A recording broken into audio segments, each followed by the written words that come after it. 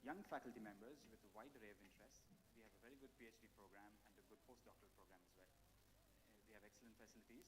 We have a good library and computing facilities, and we have excellent travel opportunities. There's lots of scope for collaborating with others inside India and even outside. This is an especially exciting time to be doing physics in India. We have the freedom to focus on problems that are interesting and long-term and that are not driven by passions or by funding. And what sets this particular group apart is the diversity. We work in areas ranging from electrical activity in the heart to superconductivity. Among the many works that we have done, one work has put us in the world map. That's a prediction of P-wave superconductivity in Strontium-2 3. It was predicted and it was experimentally confirmed. So I'm working in the condensed matter theory group in the Institute of Mathematical Sciences. In particular, I'm working in hard condensed matter with Dr. S.R. Hessian and Professor R. Shankar. And we are working on spin liquids, which which is a model for high temperature superconductors. So the focus of my research at IMSC is on trying to understand the fundamental processes at the intersection of simulations. We do have a lot of collaborations with experiments when we do these kind of problems.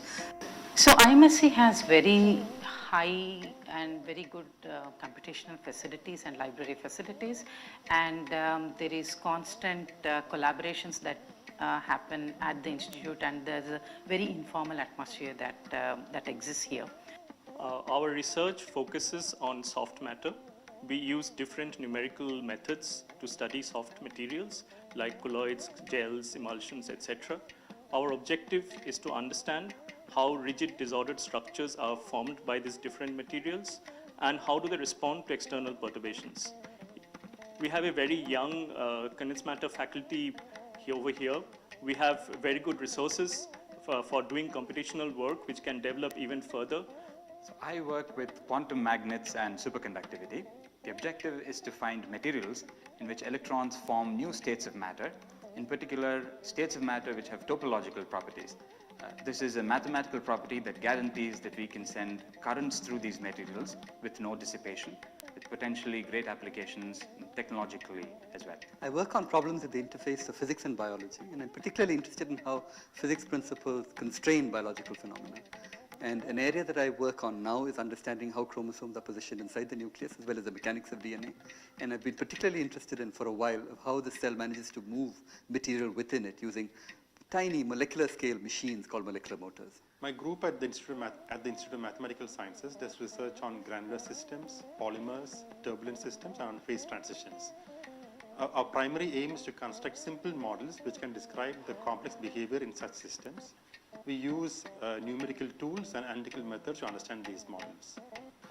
We are working in soft condensed matter physics where we try to mimic experiments of active particles in viscous fluids like some biological particles, and here we model those experiments using analytical tricks, and then we use the state-of-the-art computational facility at the institute to mimic those experiments. I've always found the faculty here to be very inspiring and very accessible. I could come here as a student, as a postdoc, as a PhD student, and I could talk to a variety of people who share an incredible array of interests. So I could talk to them about my own work, about their own work, and I got to learn so much simply by attending the coffee gatherings that take place every afternoon here.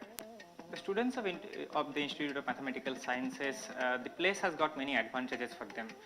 First, there is the huge computational facility in here. We all have access to computer clusters as well as supercomputers. The faculty-student relationship I find here very nice, very amiable. I came here for the interview. I decided to check out the place. So I talked to the faculty, I talked to the students, and I looked at the computational facilities, which were really good. So, I mean, overall the experience was really amazing and exciting. So, right then and there, I decided that this would be the place that I'd do my PhD in.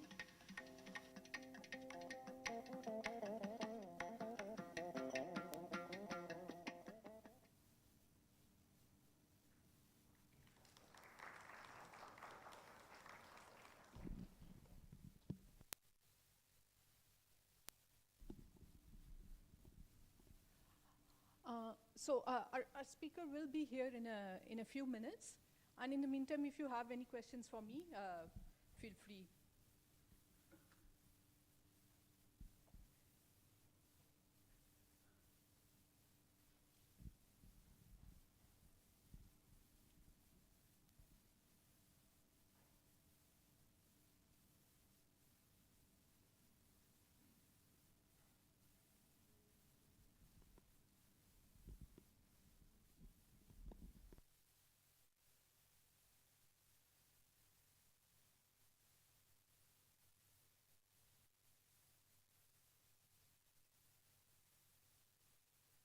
So just few other things while we are waiting.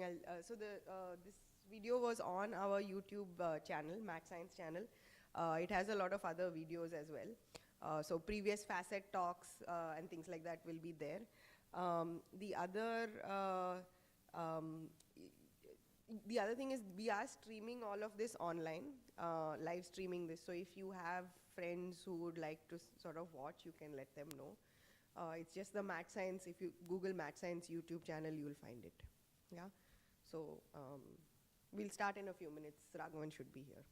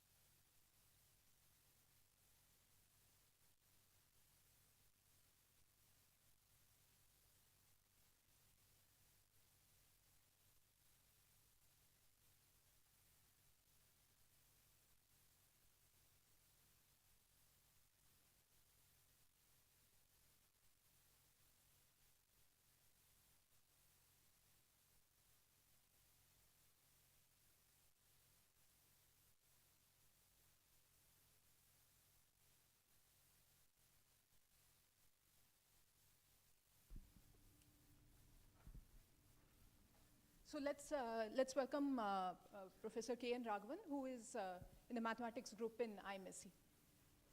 So here.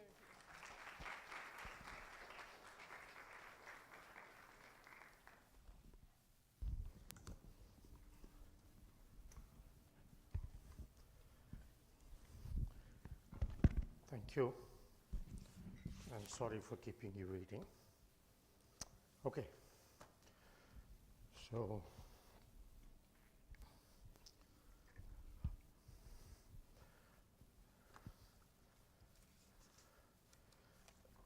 the first thing I want to do is give you a reference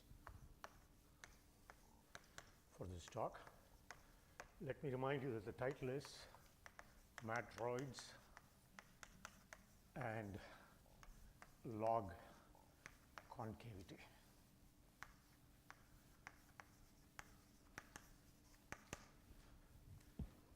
So here is the reference, archive.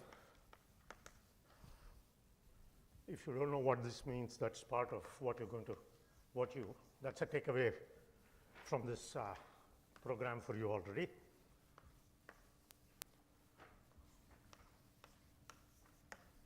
It's a long title, and there are 4 authors.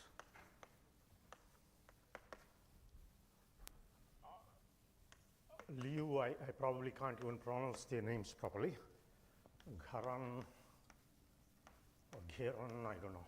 Vincent.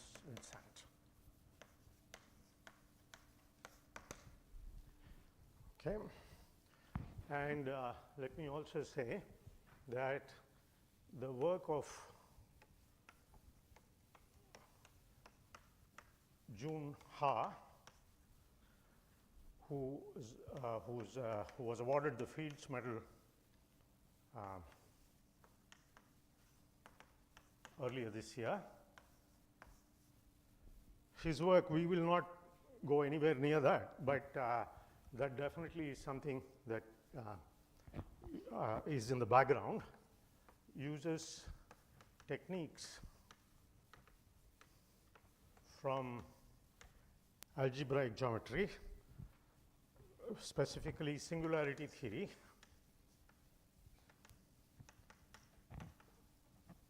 and Hodge theory, to solve long-standing problems in combinatorics.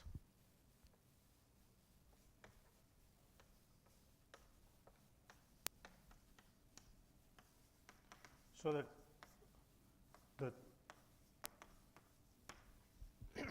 the main theorem that we are going to state today has been long-standing, about 50 years, and Jun Ha proved it, and along with many co-authors, but he's the sort of central person around whom the whole thing revolves, if I understand things right. So they this was a fantastic thing to do. No wonder he was awarded the Fields Medal. However, the proof that we are going to talk about today is very elementary.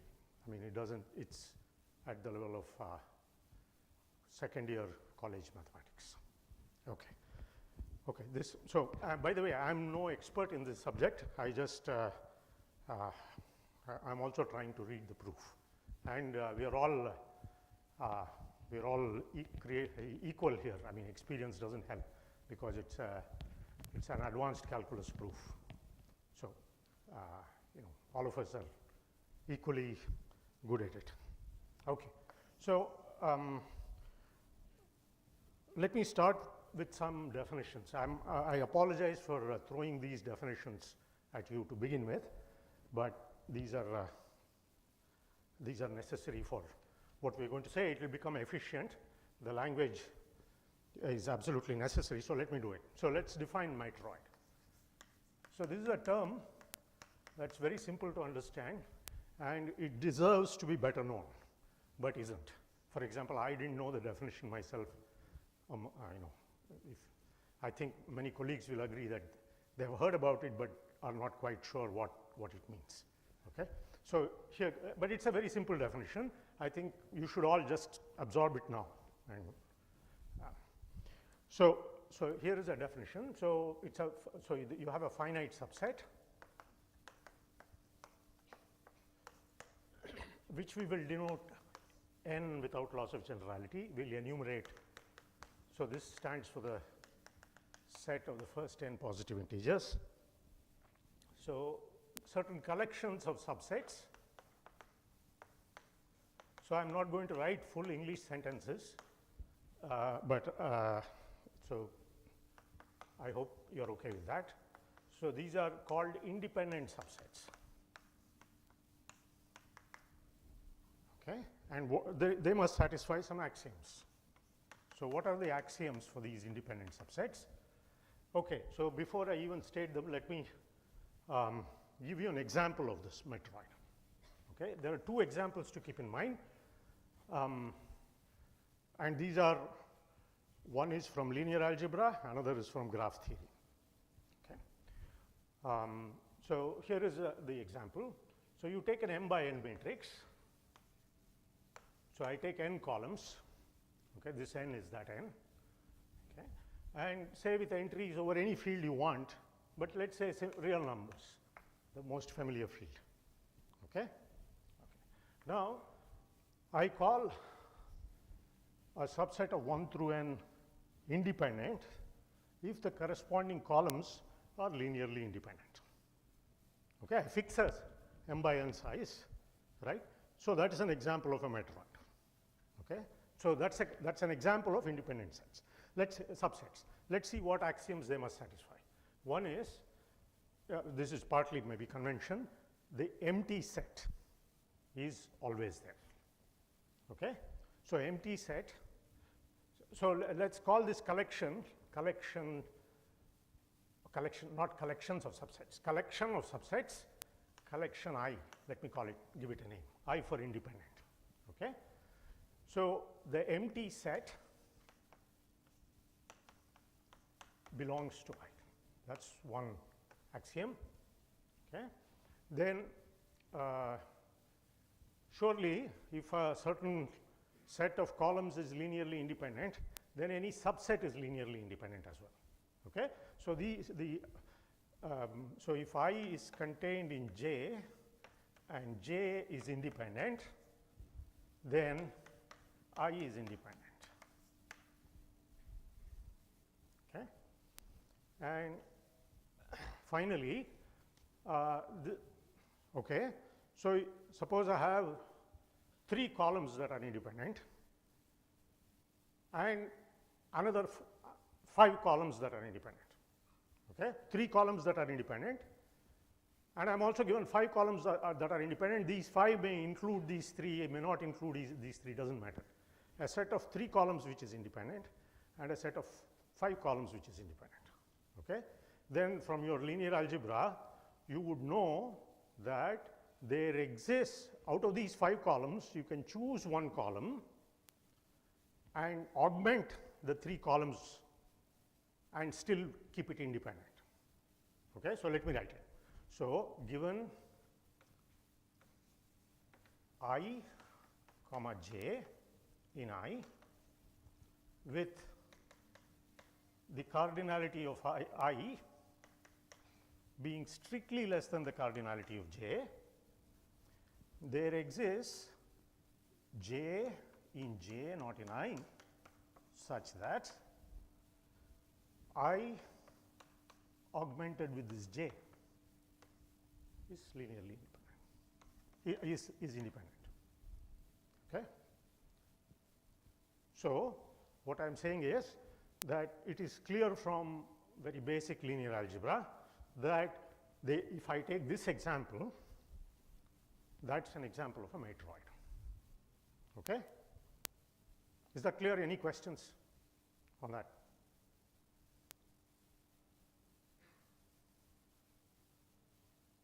All right? Okay.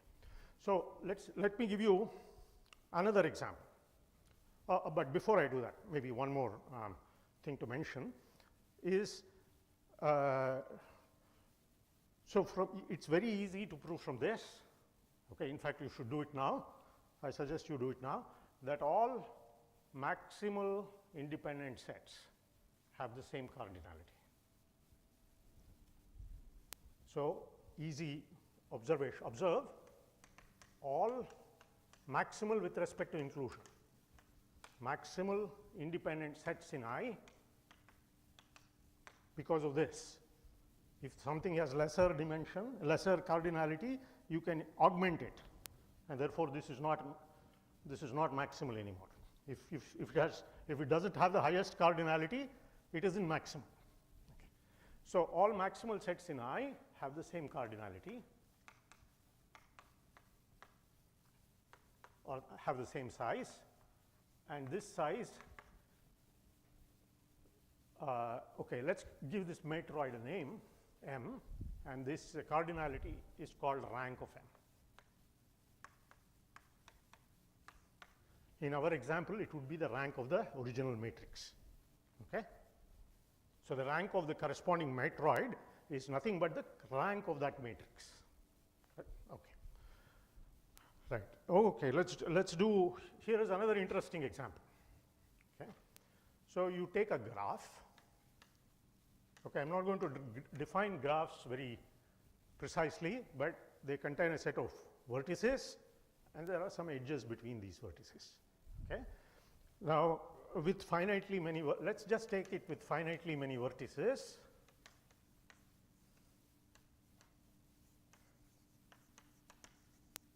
And also edges. Okay. It is important that I say that it has finitely many edges, because I am going to allow, So this is not what is called a simple graph. Allow loops and multiple edges.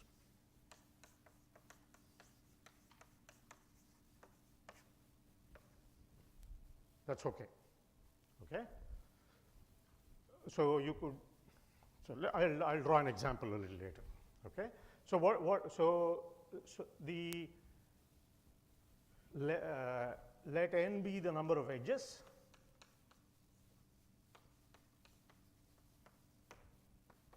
So so my basic, this set is the set of edges. I imagine it to be the set of edges. And when do I say they are independent? Well, when I draw those edges in the subset, there must be no cycle. Okay? So there must be no cycle. So independent sets of edges, a set of edges is independent.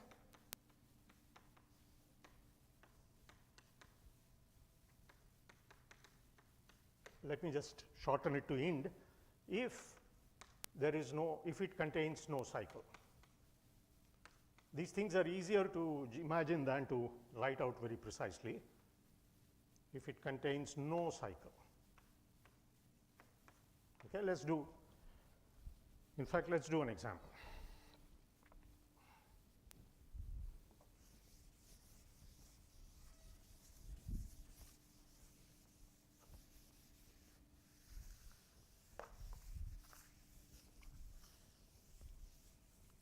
I want to take this simple looking graph.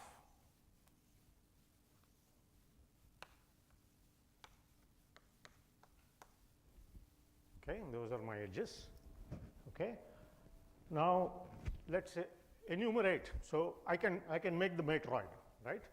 It's a collection of subsets of 1 through 5. Okay.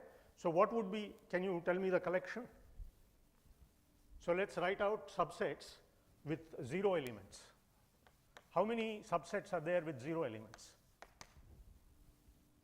No elements. Well, the empty set, that's the only one. Okay, so that's the empty set.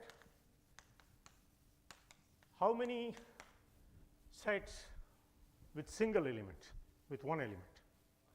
5, because you can take any of the edges. Okay, but observe that if the edge were a loop, I wouldn't take it. Just in this example, there are no loops, but if it was a loop, then it would be a cycle. So you wouldn't take it. Okay, good. So 5 1 element subsets, 5 of them, right? All singletons, right? 2 elements.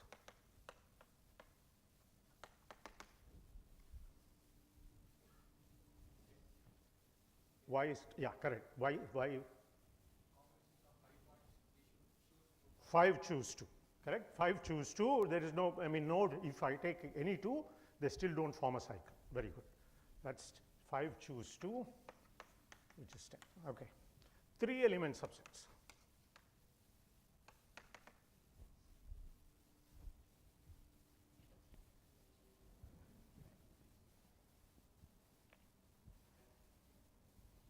Not quite 10, because 5 choose 3 is 10, is the same as 5 choose 2, but if they form a cycle, you can't take it.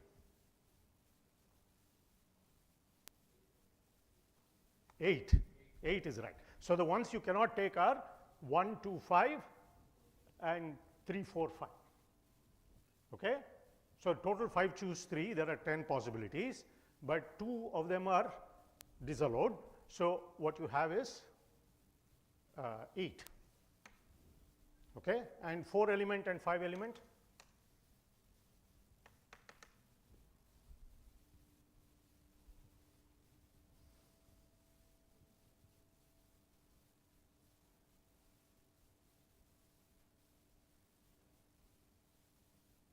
How many 4 element subsets?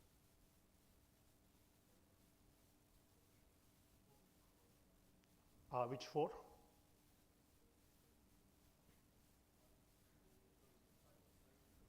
One, 2, 3. If I so 1, 2, 5, 4, but that has a cycle. 1, 2, 5 is a cycle. Without 5 would be 1, 2, 3, 4, which is a cycle. You can't take any, right? It is 0. No matter which 4 you choose, you will end up choosing a cycle, right? Okay. So it's 0. And surely 5 elements is also 0. There is only one possibility, but that you cannot take, right? Okay. So let me code this in a polynomial. Okay. So I take 1. So let Ck I define to be the number of independent subsets of size of cardinality k, but let me just say size k. Size is a smaller, more familiar word than cardinality. Okay. Ck is the number of independent sets. If I do that, and then I take, just write Ck some variable, let me call it yk, k goes from 0 to n. Let me form that polynomial. Okay. So what is that polynomial in this case? Can you read that polynomial out for me in this example?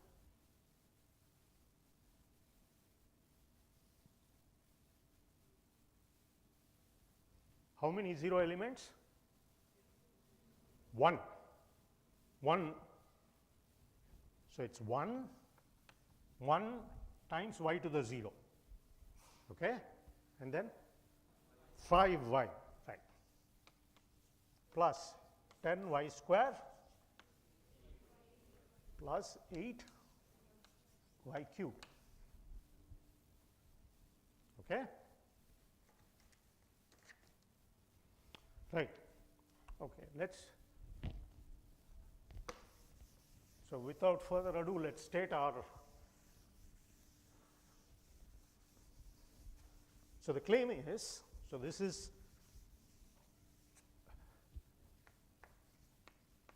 these are the conjectures of Mason dating from, like I said, I am not an expert.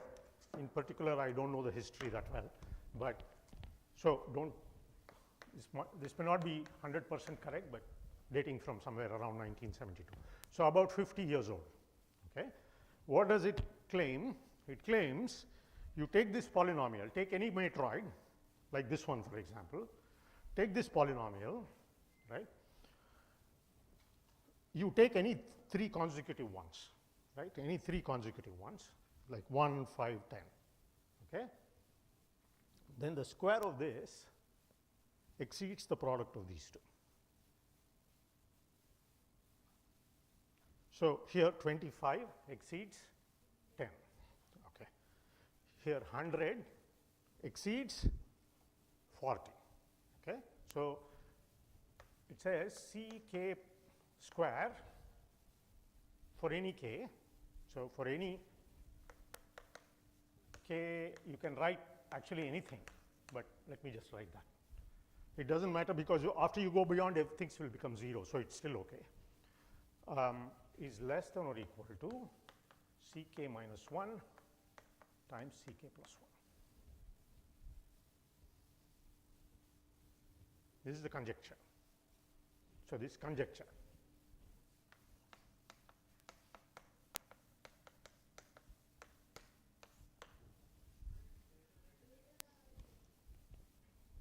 Thank you. Thank you. So you are awake. Thank you. Okay. There is a stronger form of this conjecture. Not only this, you see that 25 and 10, 100 and 40, that left a lot of room, right? It feels like that's not, we are not quite there. There must be something stronger that is true perhaps, and indeed you can write this.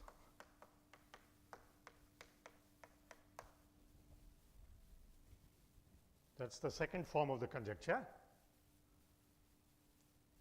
And even better,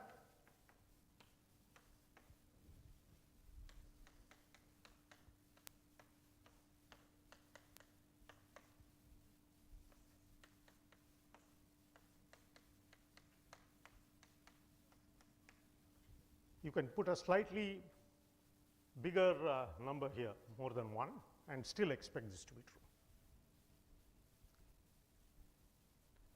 Okay.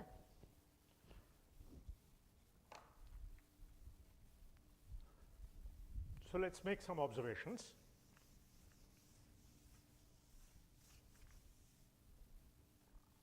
So there are two terms in the title, Metroids and log concavity, right? Metroids, we've given examples, we've given the definition, we've even made a conjecture about them. We've even seen a conjecture about them. How about log concavity, right? So what does that mean? This is an example of log concavity. So what I mean is, so if I take, these are numbers, positive integers. So let me take the log of this, both sides, right? If I write it, then it becomes log of Ck plus 1, 2 times log of Ck plus 1 is because log is an increasing function. So it's log of Ck minus 1 plus log of Ck plus 1. Ck, thank you, 2 log of Ck. Okay. Now, that is what is meant by log concavity, sort of, right? So, I will make it more precise, but if something in the middle, which is k, right, the average of that, its value is, so I can take this 2 on that side, and the one in the middle is more than the average of the other 2. Right? The one in the middle is more than the average of the other 2, exceeds the average of the other 2. So that is what you call log concavity. Okay? So this is called concavity, but if I take Ck minus 1, Ck plus 1, you cannot say they are concave, but rather they are log concave in the sense that their logarithm is concave. Okay? So log concavity is nothing very exotic. It's something we know. It's concave, we know, right? Concave, a function is, if you know, a smooth function is concave if its second derivative is negative, right? Concave in the sense of facing down, right? Okay. So log concave just means if I take the logarithm of the function, then it is concave, as simple as that. Okay? Okay. Now, let us rewrite this last one, the strongest form. Note that these are successively stronger ones. Okay? So, if we can manage to prove this, then no need to discuss these at all. Right? Let us rewrite this in a slightly different form, more suggestive form. Okay?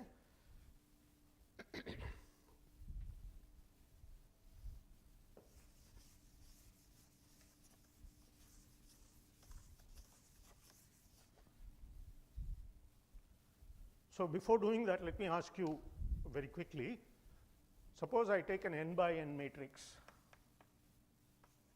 over real randomly. Okay? I am not going to define what that means, but intuitively it is clear what I take a random n by n matrix and form the corresponding matroid. Okay? How many independent sets of size k will it have? Random matrix.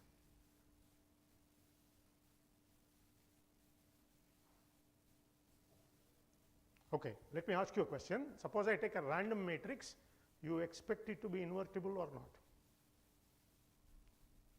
Are most matrices invertible or are they singular? What is your feeling? It's invertible. I hear somebody is voting for singular, somebody for invertible. Okay, they are invertible because the determinant being 0 is a kind of closed condition. If you draw the picture of the determinant equal to 0, that's a very thin kind of, meaning it's a much smaller dimensional object sitting in a bigger dimensional object. Okay? So So, in a random matrix, you expect any choice of columns to be linearly independent. Okay. So, how many, so if I want to choose k, size k, I choose any size k, which is n choose k, right. So, the size of, if I write this for that choice, it will be 1 plus n choose 1, y plus n choose 2, y square plus dot dot dot, n choose k, y to the k plus dot dot. Okay. So, keep that in mind. So, I will rewrite this now. I am going to, so this is k, so you can write it like this. This is elementary, so this can be rewritten as ck square, ck by n choose k square is bigger than or equal to ck minus 1 n choose k minus 1 times ck plus 1. So, maybe I should write k plus 1 first, k minus 1 next, k plus 1 here, k minus 1 here. Okay, let me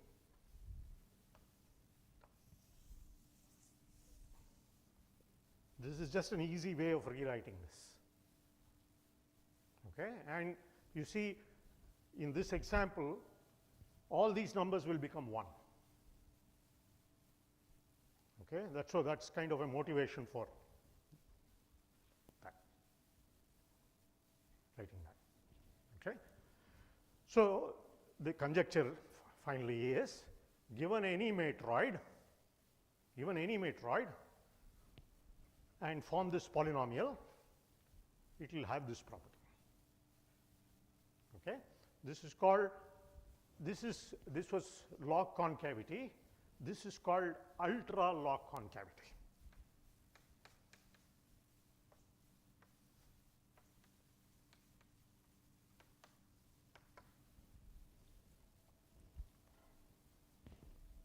So, this is called Mason's ultra log concavity, and the theorem for the day for this talk is that this theorem is true, this conjecture is true. So, theorem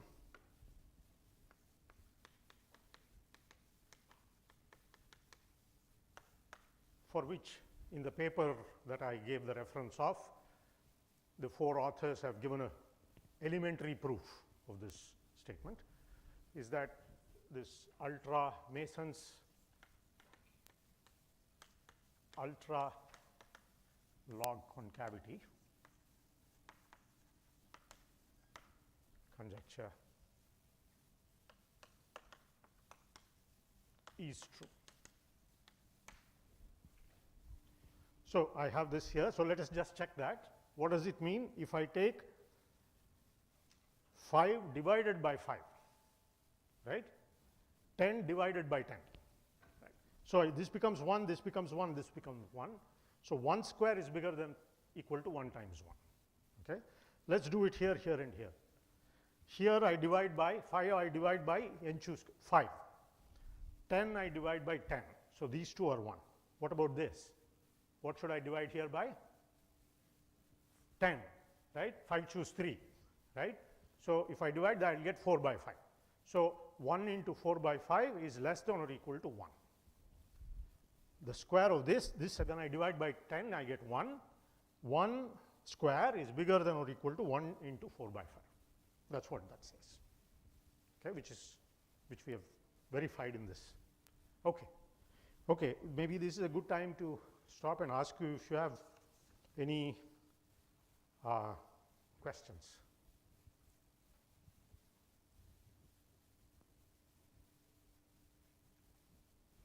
Okay, let us proceed. You feel free to stop any time and ask, no problem.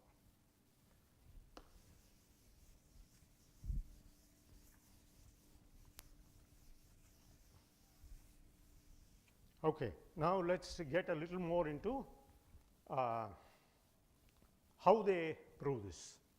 Okay. So, the key concept is something called completely log concave functions.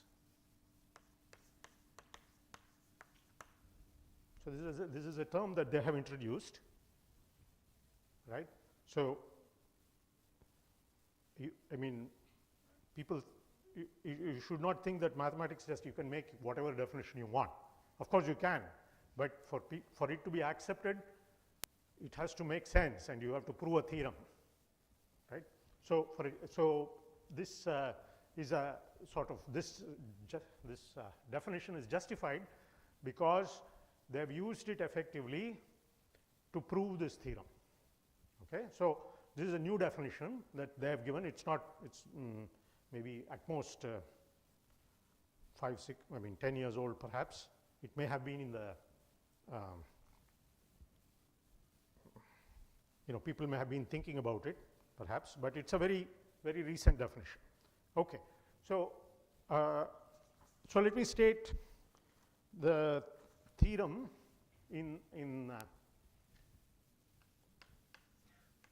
from which this theorem is obtained.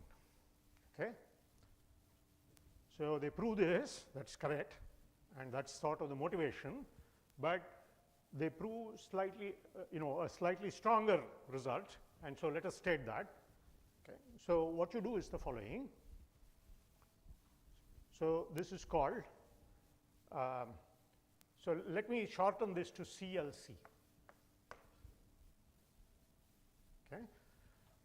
So the claim is the independence CLC polynomial of a matroid. I will define this. Sorry, I made a mistake.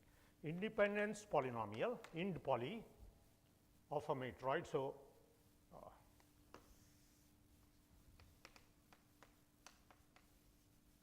it has this following notation. Let me introduce the notation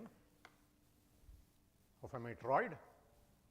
I will presently say what these are. Of a matroid is completely log concave. That's the theory. Okay, so let's see what this. Of course, I haven't yet told you what completely log concave means, but let's see what this polynomial is. Okay, so what is this polynomial? So Z stands for Z1, a bunch of variables.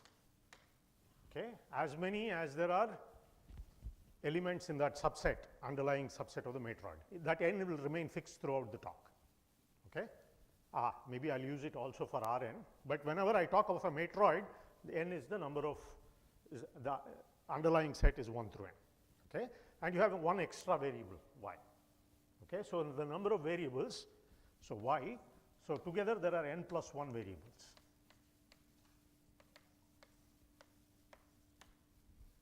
Okay, and how do you form this?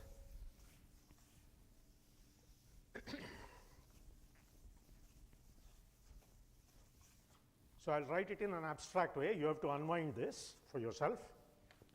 So given I in I, given an independent set, right? Say this was I1, I2,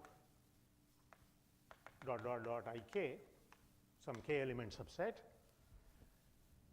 By Z upper I, I'll write Z upper I mean Zi1, the product Zi2, Zik.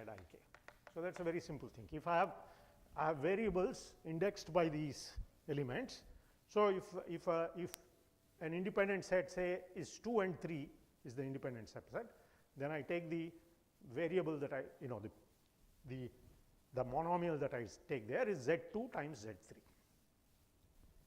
So, okay, and so then what you do is G, so here is the definition.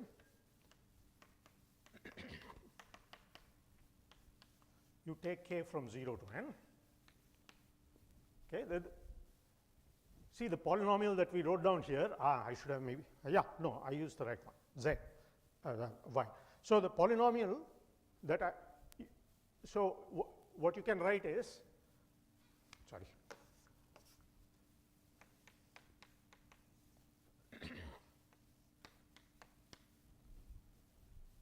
you can write this. That's a that's a good choice.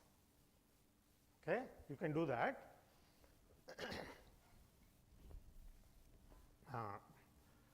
But it is better to homogenize it and write like this. Okay, so y to the n minus the cardinality of I, z times I. Okay, let's do an example. Okay, suppose I take this graph.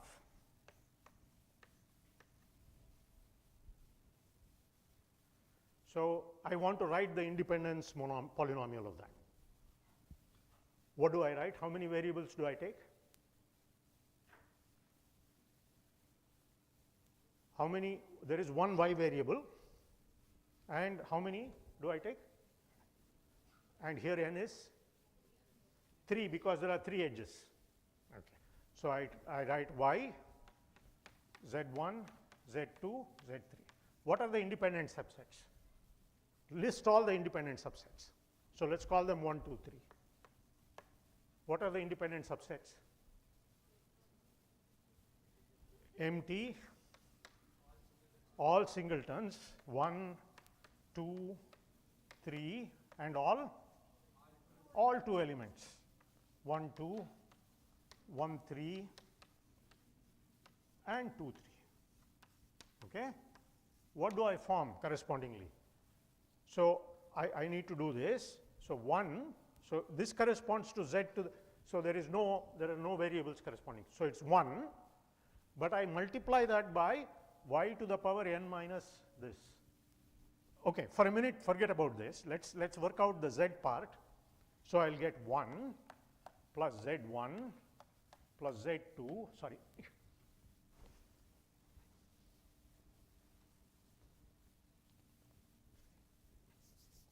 1 plus z1 plus z2 plus z3 plus z1 z2 plus z1 z3 plus z2 z3. That would be without worrying about the y for the moment, correct? These are just each, you write one monomial for every independent subset. That's what it means. That's it. Very simple. The notation is complicated, that's all. Okay? But you don't want this, you want to homogenize it. Okay, you want to put a y. So what y do I put? I want to make the total degree 3. I want to make the total degree n. So I multiply this by y3. I multiply this by y square. So I multiply these 3 by y square. And I put a y here. That's it. Okay? This is the independence polynomial. Okay? And the claim is, so the theorem is that polynomial, it's a very simple kind of looking polynomial, right, with integer coefficients, and it's very simple, most of it is like some power of y and a bunch of z's. It's a multilinear thing. I mean, each z occurs only once in every monomial, at most once. Okay? Very simple kind of polynomial, and that has this property, which I haven't defined. I'm going to do it now. Okay. Okay. So let's come to complete log concavity.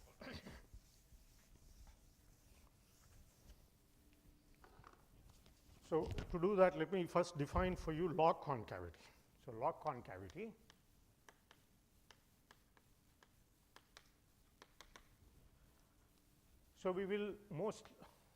we'll be considering polynomials with real coefficients. So polynomials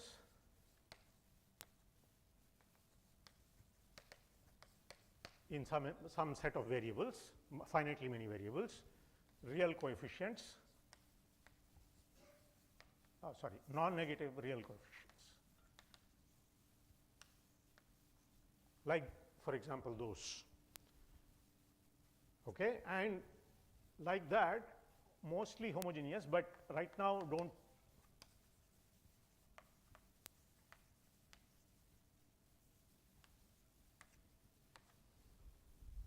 We will be thinking mostly of homogeneous things, but our definitions will apply as slightly more generally.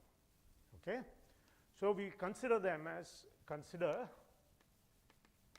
these as functions on the positive.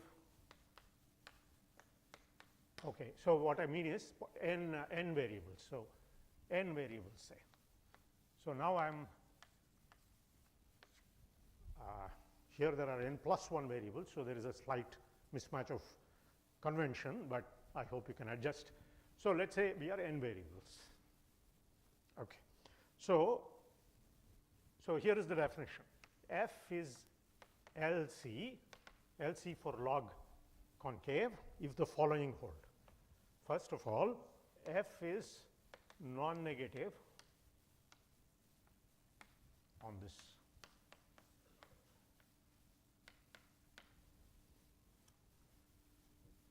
Okay, well, if I am assuming non-negative real coefficients, then this is true, but you can make this definition more generally. Suppose you have a function on Rn bigger than or equal to 0, and let's say it's a polynomial function, and then if it's non-negative on this, that's the first condition.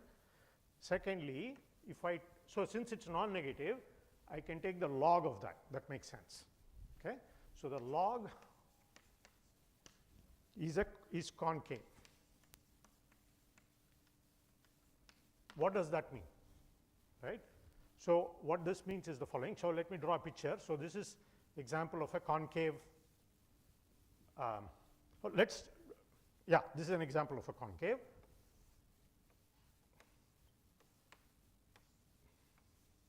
So if this is U, this is V. Remember, this is happening in Rn. I am drawing the picture in R2. So U, or even in R, U and V. So this is the value of the function. Okay. So the value of the function at some point in between. Okay. So let's call this. So I take a convex linear combination of U and V, which means I take a point here, which is lambda U plus 1 minus lambda V. Okay. And take the value of the function at that point. That is less than or equal to,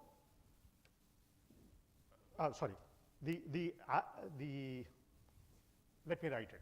So what it means is this function log of f is concave in the following sense. So if I take log of f of the middle point,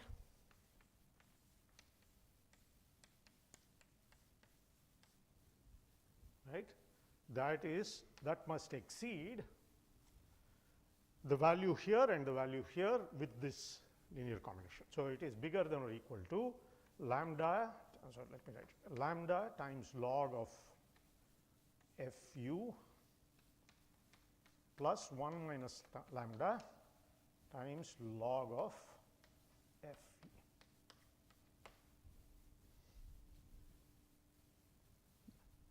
So this is the definition of concavity, right? This is the definition of concavity, but so this log of f, this is log of f, this function must satisfy that concavity condition. Okay?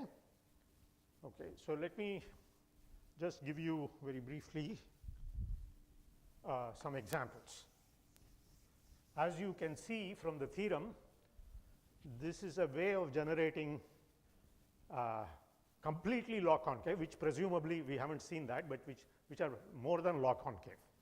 Okay, so you can, for example, this thing that we have produced here is an example of a completely log concave function by the theorem.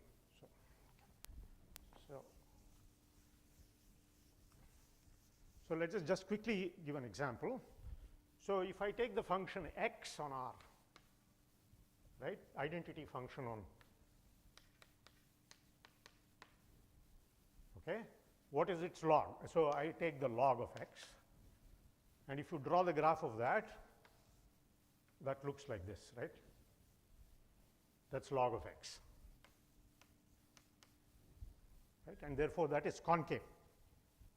You see, if I take the value here, and the function is above that line. Okay? So, x is a example of a concave function. Okay? How about ax plus b, where since I must have non-negative on r bigger than or equal to 0, let me assume b bigger than or equal to 0 and a bigger than or equal to 0. Okay? Let us only consider those. Is this log concave? Well, I need to take the log of that and see. If I take the log of that, you can write this as log of ax plus b, which if you rewrite, it becomes log of a times x plus b by a, which is log of a plus log of x plus b by a.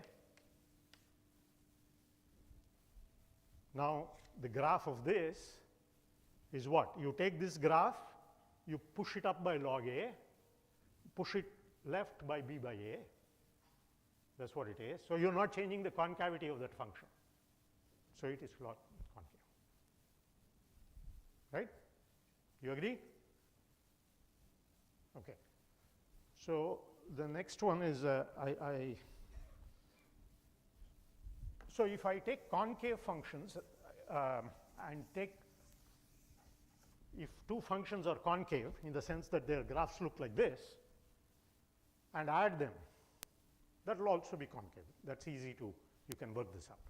Moreover, if you take any positive, if I take a times the first function and b times the second, as long as a and b are positive or non-negative, that will also be concave. See, if I take negative, what happens is one thing that looks like this may turn around. One that is opening down will start opening up. That you are not allowed to do. But as long as you take non-negative linear combinations, right, you are okay. So, the statement is, so positive or non-negative linear combinations of concave functions are concave. So, what that means is, if f1 through fn are log concave and you take lambda 1 through lambda n all bigger than or equal to 0, some, right, and I raise it to these powers, then f1 to the lambda 1 dot dot dot fn to the lambda n is log concave. Because when I take the log of this, I will get lambda 1 log f1 plus lambda 2 log f2 and so on. But each of those logs is concave because I assumed fi are log concave, and then that is a positive linear combination of the f's. So, that is concave. So, this is, so these are very basic. Okay. Now, so when is a function concave? So, if I draw a function on R2. So, concavity, convexity of functions, right? Concave upwards, concave downwards, etc. What we are defining is concave downwards. You can define concave upwards as well, but we are talking about concave one way, and that is concave downwards. Okay? So, when is a function concave downward? Say I give you some function like sin x. How do you find the points at which it is concave downward? What do you do? What determines concavity?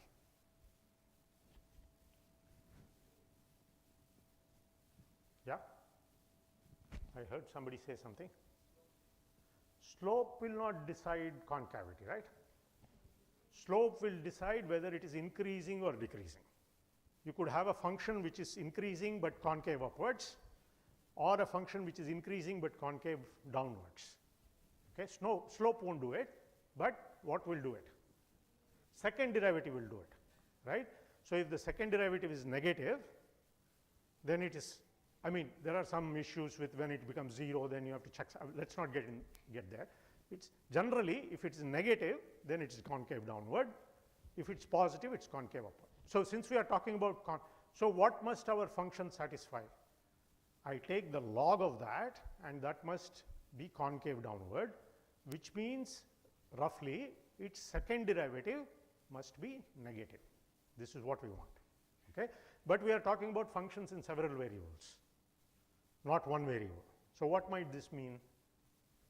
This means the following. If you have functions of several variables, then there is, you must have heard this term.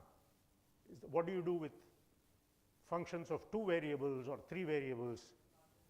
Partial derivatives, but there is something you form with them. You remember what that is? Second analog of the second derivative. Hessian. So it is the Hessian, right? So you form this matrix, the Hessian, which I will define, and that instead of saying it's a n by n matrix, if you are in n by n variables. So the correct analog of that is that must be negative semi-definite. I will again remind you of this definition. So what we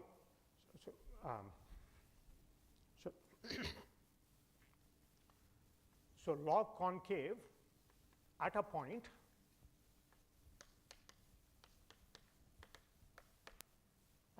say A means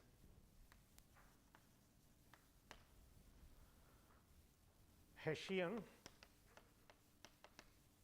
of log of f. So f is log concave. F log concave at a point evaluated at A is negative semi-definite.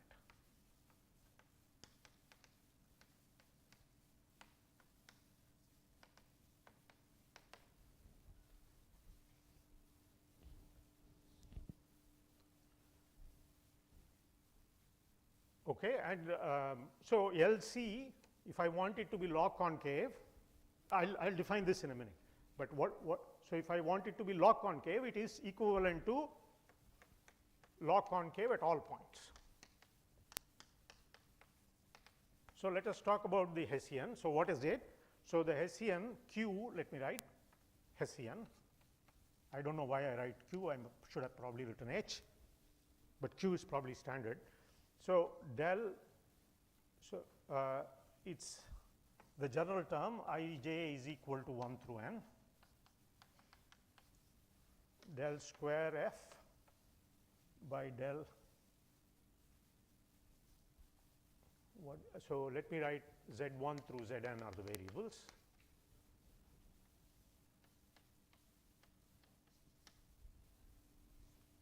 Okay, that matrix. So it's an n by n matrix, n by n symmetric matrix.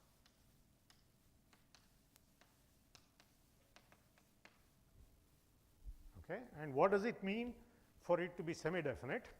It means a negative semi-definite. This means I take this n by n matrix and take Z transpose. So this is a vector, this is a column. So I think of vectors as row column vectors 1 through n. So this is column Z, this is row Z and Q. This must be less than or equal to 0 for all Z in Rn plus. So that's what log concavity means. Okay, I'm not justifying this, but that's sort of intuitively clear. Okay, so now we come to the definition of completely log concave.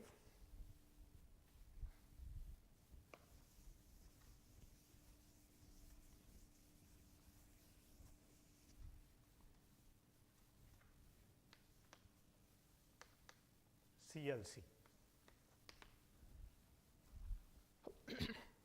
So, let me, since it's an important definition, let me spell it out. A polynomial f in n variables with real coefficients is completely log concave if for every V1 through Vk you take a set of points, any set of points, okay. You take the directional derivative of this function along this point Vk, right. That is the analog of the derivative, but derivative you can take in any direction. Okay. So, what that means is you take the inner product of the vector Vk with the gradient of the function f. That is what the directional derivative means, right. You take the inner product of the vector, scalar product of the vector with the gradient of f. Okay. And so, when you do this, so suppose I have, let us say, x square plus y square, that is in two variables. If I take the gradient of that, what do I get? Del by del x I plus del by del y j, right. So, it is 2x I plus 2y j, right. Now, if I multiply it by a scalar vector, or so the degree goes down by 1, correct. Okay.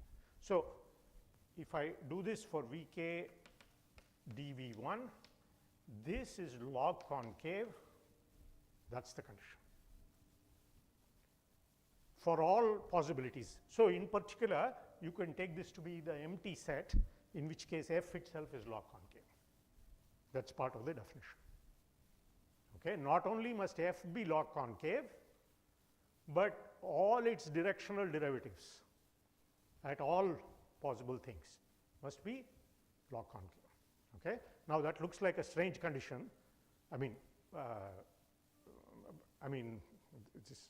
I do not know how intuitive it is, I do not know, it's, but the theorem makes it meaningful.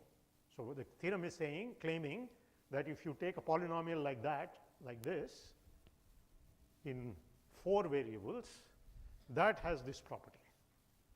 You not only is it log concave, you take whatever directional derivative you want, you fix vectors in 4 dimensions, any number of them, and take directional derivative. Of course, if you take more than 4, it has degree what? Degree 3. If you take more than 3 times, it's going to become 0. So, you take once, it becomes of degree 2, you take twice, it becomes of degree 1, but you get various polynomials of degrees 1, 2, and that itself of degree 3. All these are log concave. That is the claim. Okay. Right. So, okay. So, let me, in the remaining few minutes, let me give you some idea of the proof of this.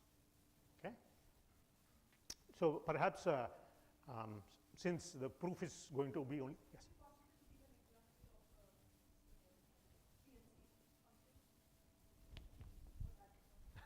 Sorry, I mean that is cheating perhaps, I am using the theorem, but the theorem gives you ways of, that is the, I think that is the point, that they looked for properties that this polynomials must have, and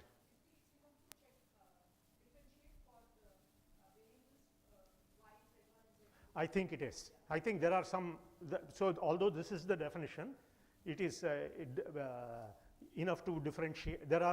I will mention not quite that, but something that's perfect, but good. But the point is, the moral of the, I mean the idea of the proof is that you can reduce things to the quadratic. That seems to be their main idea. Okay, so you just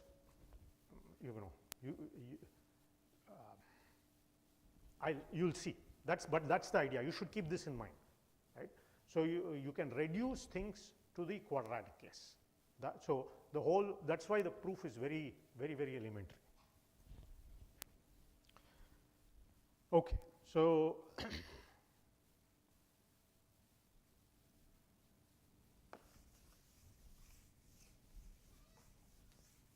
okay, let me first derive.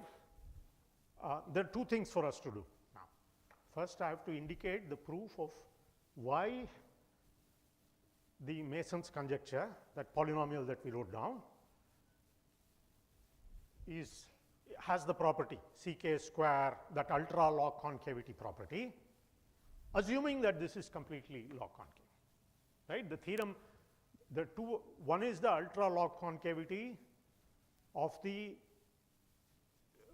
ck's, the numbers ck. That's one statement. Now that is a consequence of the main theorem, which unfortunately I erased, which is saying that this independence polynomial is completely log concave. Okay? So we have to do that, and the second thing for us to do is look at how to prove the main theorem. Okay? There are two things to do. So let's do, let's first try to assume the theorem and derive the ultra log concavity of the coefficient ck. Okay, let's do. So here is like a sketch of proof of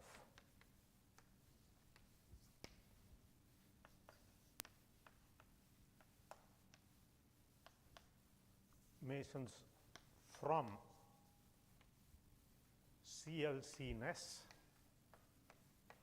of the independence polynomial GM YZ.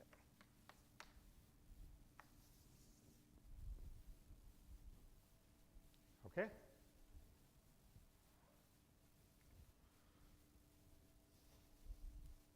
Let's do that. Okay? So, okay, it's good that I have this example. So here I have this example. So what does Mason's conjecture say? So let's see. What do I need to do? I need to there was only a y in the ck polynomial. What is the relation between this polynomial and that polynomial? This polynomial, every monomial comes with coefficient 1. There the monomial, the y to the power had some, right? So how do I derive that? Look, there are 3 independent subsets here, and corresponding to 3 independent subsets, I get 3 monomials. I don't want this, I want it to become 3. So what can I do? I can set all the zi's to be 1. So I can get that polynomial by just setting the zi's to be 1. That's the first observation. In fact, I can do let me do the following. Let me set all the zi's equal to a z first. So I'll get a homogenized version of the polynomial with the ck coefficients. Okay? So observe that. So let's call it GMYZ. Let me call it, is equal to GMYZ with Z1 equal to Z, Z1 equal to Z2 equal to dot dot dot equal to all the Z variables you set it equal to Z. Okay? So for example, if I do that, this polynomial will become y cubed plus 3zy square plus 3y. Sorry, 3yz square. It should be homogeneous. Okay? And what should be that other polynomial? I put z equal to 1. Okay? But actually I work with this, the ck's are right there. Right? I don't work with the, I can work with this polynomial. This has the ck coefficients. Right? So I have to show that this square is bigger than or equal to the product of these two with the, after dividing by the corresponding binomial, etc. Okay, that's what I need to show. Okay, now let's look at that. So, okay, here is the first observation.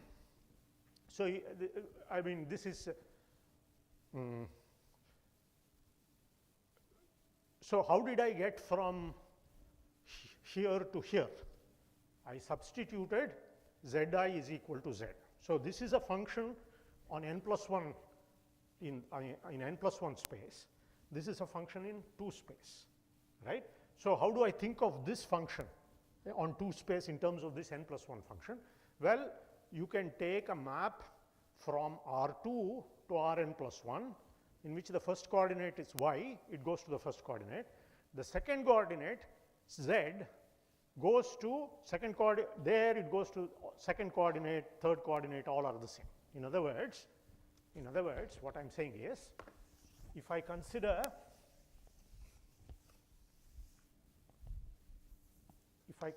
this a map, let us say T, right, in which y comma z goes to y comma z comma z comma z, right. It's a very nice function, it's a linear function, and I take gm as a function here, this function, and take the composition, that will give me that this g, right. So, gm with just the yz is first apply t and then apply this function. Think of it as a function, correct?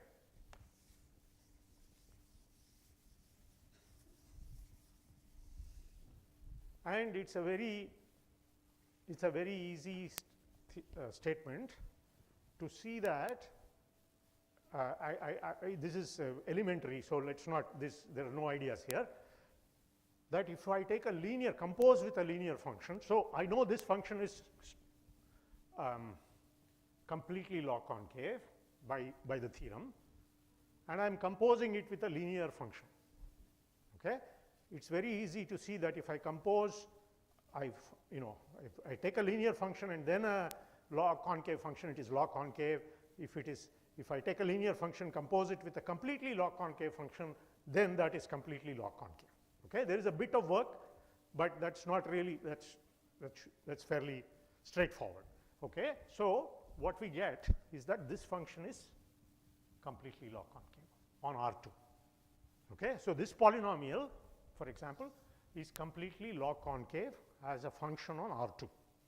Okay, from this, how do I derive the Ck inequalities? Well, okay, and this is why they use complete log concavity rather than log concavity, because apparently, okay, the idea, so let me say, the idea, you have all these coefficients, how do I just concentrate on 3 of them? Well, the obvious thing to do is take partial derivatives.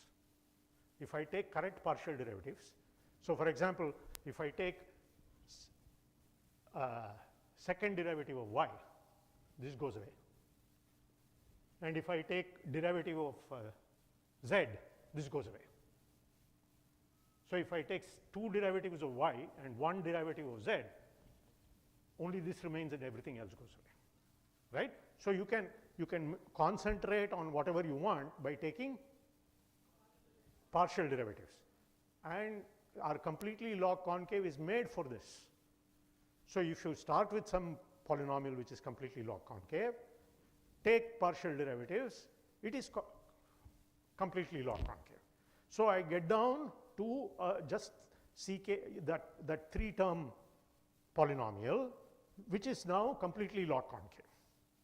Okay, and then I just have to write out something about the Hessian of that, logarithm of the Hessian of that. That's a bit of work, but that's elementary, that you can just sit down and do some advanced calculus. Okay, and then lo and behold, this what you want just drops out. Okay, so I'll do that in the next few minutes. When do I stop? Okay. So, let me do that.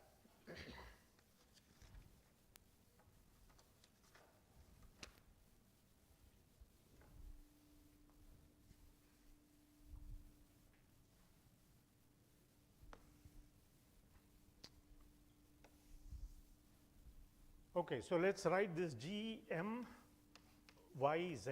So, where are we? This, which is C k y to the power n minus k. Maybe I had this the other way, does not matter. Z k, k is equal to 0 to n. Okay, this is completely log concave. Why is that? I applied the theorem to say that this is log concave, and then observed that this function on two variables is just a pullback, so to speak, via this linear function of that other function, and that's therefore that is also easy to see that it's completely log concave. Okay. Now let's work with this function, and if I apply, so for example, if I want ck plus 1 and ck minus 1 only. Okay. So, what is the coefficient of y here? Okay, I hope I get this right. So, this is z to the k minus 1, right? Okay. I want to kill off all lower things. So, I take del z to the power k minus 1. Okay. What does it do? It kills off all the terms before, because those have lower coefficients of z. Okay. And what is the y power here? N minus k minus 1, right. So, I want to am I doing this right, or did I get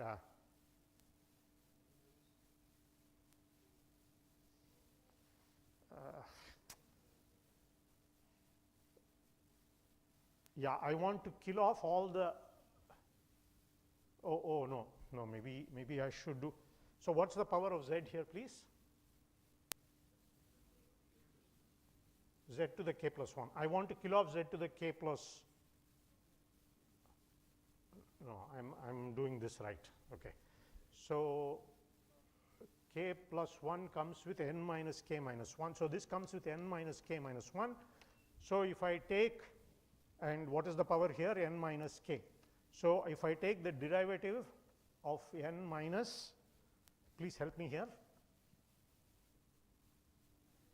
n minus k minus 1, right? Okay, right.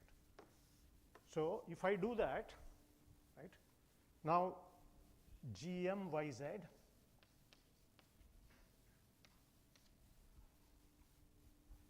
right, if I do that, this, if I write it out, there will be some coefficients, some binomial coefficients, all right. Let us not bother writing it. It will have this term appropriately taken derivative. So, there will be this term, and this term only, right. It will have ck plus 1 and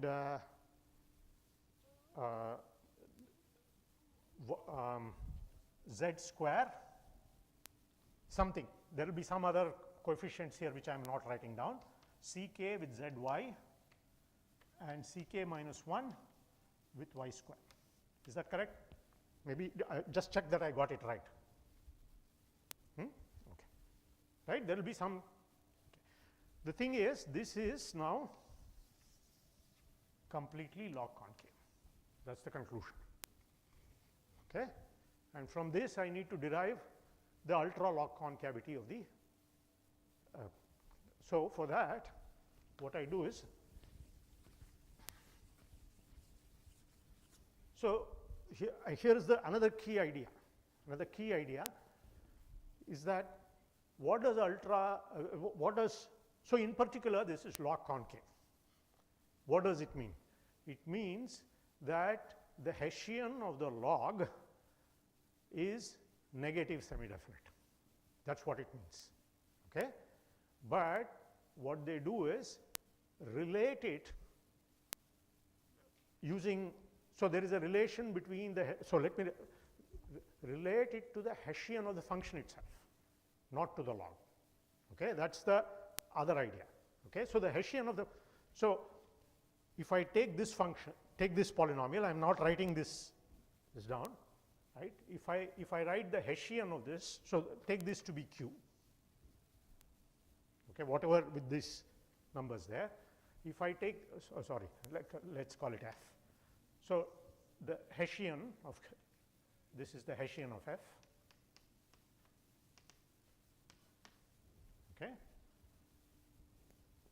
So you take the second derivative, first derivative, etc., right? So you will get ck minus 1 here, ck plus 1 here, with the very conveniently you will get this.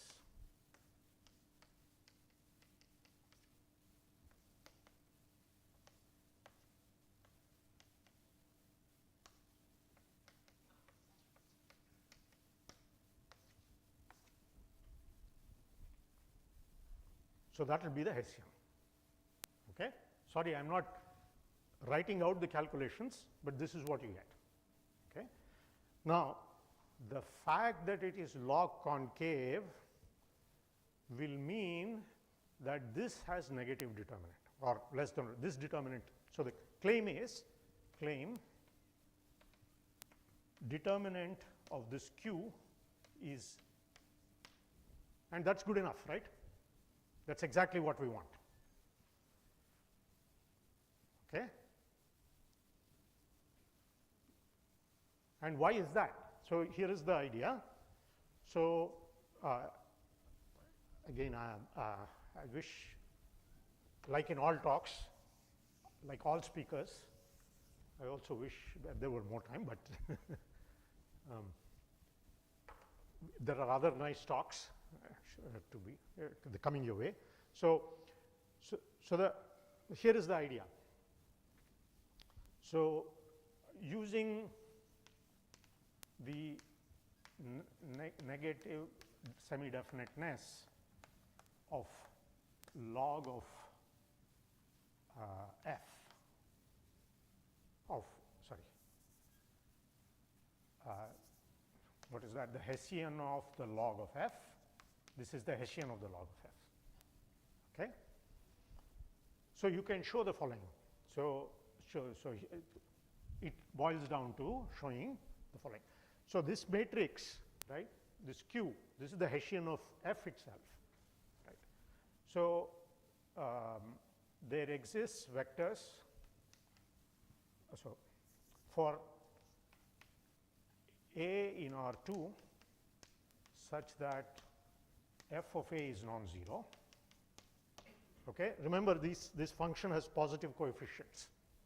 So there is easy to find f of A such that f of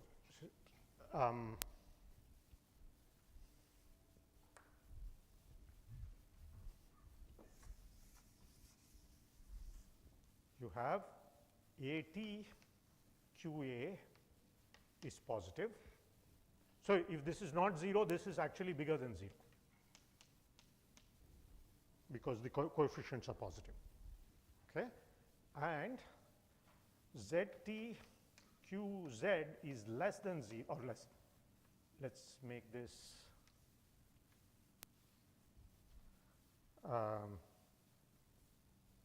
is less than 0 for Z such that it's perpendicular to Q of A.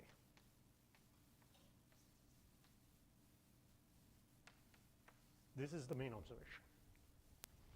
So on something it attains negative, and on an orthogonal thing it attains positive. You know, it's something it is positive, and on an orthogonal thing it attains negative. So it can neither be semi-definite, neither can be positive semi-definite, nor can be negative semi-definite. Okay. So that forces this determinant to be, rather, let me say it this way: it cannot be positive definite, nor can it be negative definite. So it forces the determinant to be less than or equal to 0, and hence this you get what you want. Okay. About the other part, the proof of the main theorem, okay, I won't, I will just mention to you, let me just mention the reduction to the quadratic case and finish, because that's the important step. Is that okay? You check, or we are already out of time? Okay, so I think we can stop here. Yeah, sure.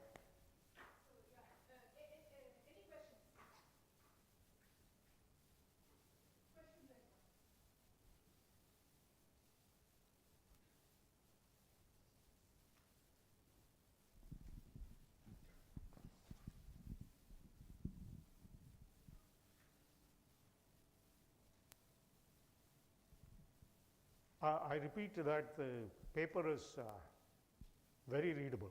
It's only 9 pages long, and it's absolutely at undergraduate level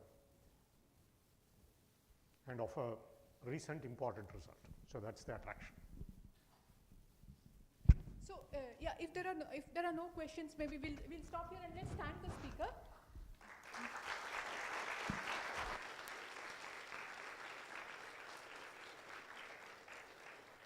So there is tea outside, and the next talk will start exactly at 11:30. So see you.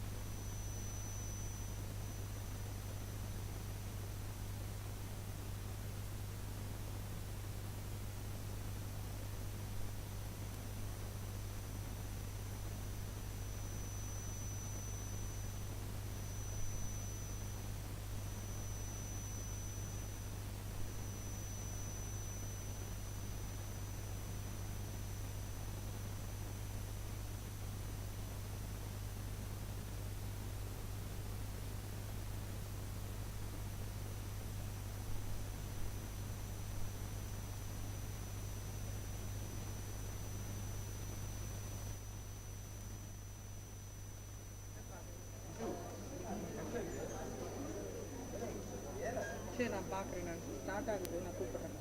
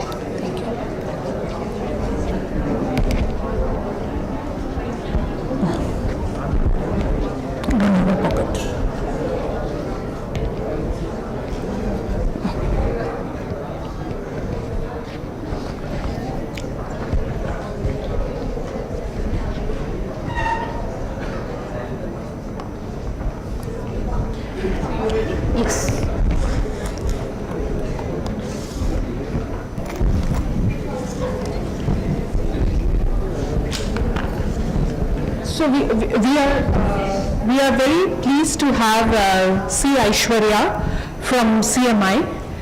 So Aishwarya did her PhD from IMSC, and currently she is a professor of computer science in Chennai Mathematical Institute, and she has braved very bad traffic to reach here more or less on time. So thanks a lot, and over to Aishwarya. Thank you for the opportunity. It's a great pleasure and honor to be here and to talk to you. And sorry for the delay. And sorry for the ad hoc arrangement. So let us start.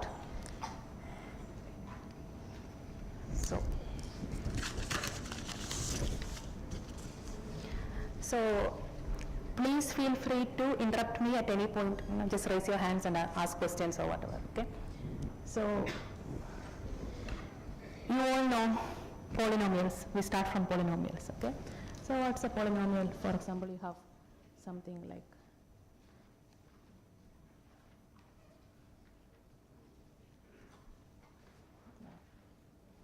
not like this.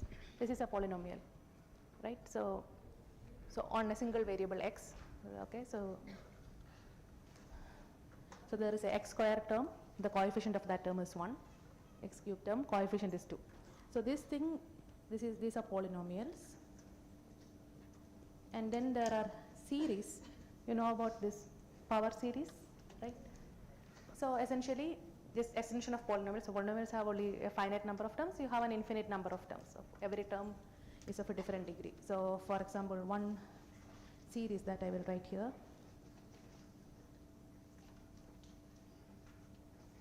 Okay.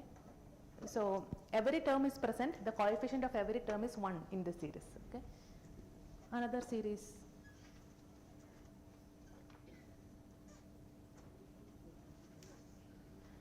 What is the coefficient of x power I here? 3, I plus 3. Okay. So, and another series.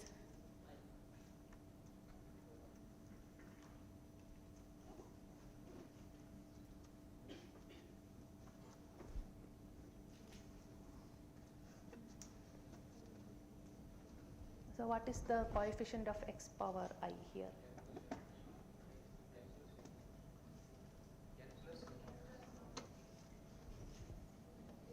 So coefficient of x power 8 is 21.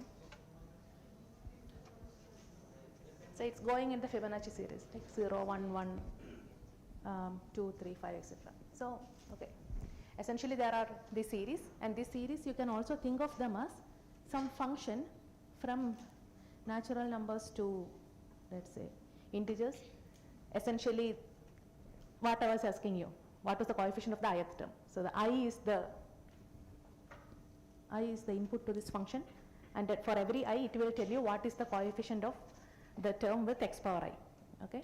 So for every series, you can as well denote it with some f sigma, right? For the series sigma, the f sigma is the function which will take a natural number and give you some integer. So of course these examples that I wrote here, they were all taking coefficients from natural numbers. It can be integers, it can be reals, it can be any number, complex numbers, whatever you want. Okay. So yeah, just think of it like this. So such functions from natural numbers to integers are equivalent to series. They are the same thing. So in this talk, in this 1 hour, what we will see is, we will see some way of representing such series or such functions by graphs. How many of you are familiar with graphs? All of you know what graphs are, okay? So what we will draw is, we will draw a finite graph, okay? So for example,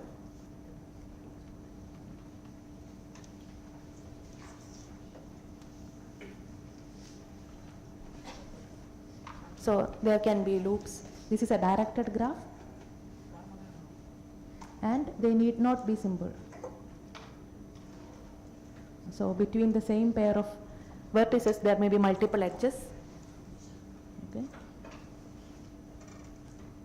So there are these graphs and some of these vertices, so the graph has vertices and edges, right? Some of these vertices I will mark it with some initial mark, okay? So these are called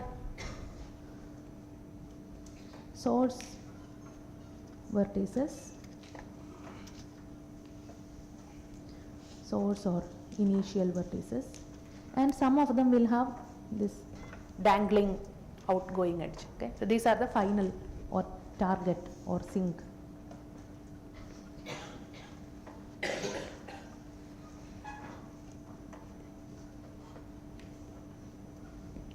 Okay, so these are essentially graphs, and a subset of these vertices I will mark them as initial, a subset of these vertices I will mark them as final, and they are non-simple, so there may be multiple edges between the same pair of vertices, but it's a finite graph, there are only finitely many vertices. Okay.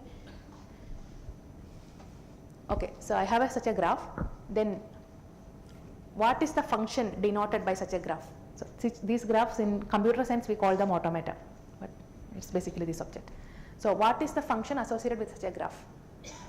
The function that we associate is, so given some integer n, this will be mapped to the number of distinct paths that you have from initial to final of length n. So these paths need not be simple, it can visit the same edges several times, same nodes several times, that is not a problem. The length of that path or the length of that walk, whatever you call it, that must be n. Okay. So that is what we want. So this maps to number of paths of length n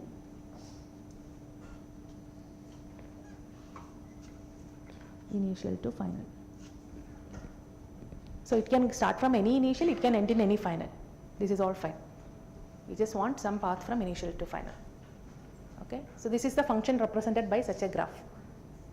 So the questions in computer science we ask is like, what kind of functions can you represent using such graphs?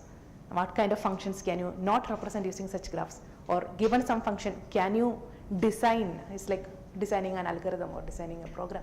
Can you design a graph to exactly represent this function? Okay, this is what happens in theoretical computer science, kind of questions that we will look at, some of the questions that we will look at.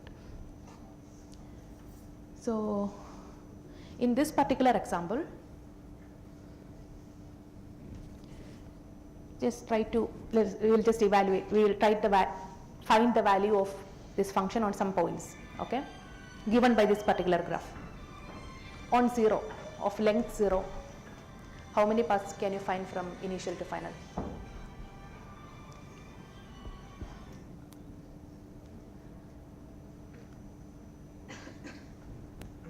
So initial means it has to start here and it has to end either here or here. Is there a path of 0 length from initial to final? No. So the number of such paths is 0. Okay, so this will be mapped to 0. 1 will get mapped to again 0. 2 will get mapped to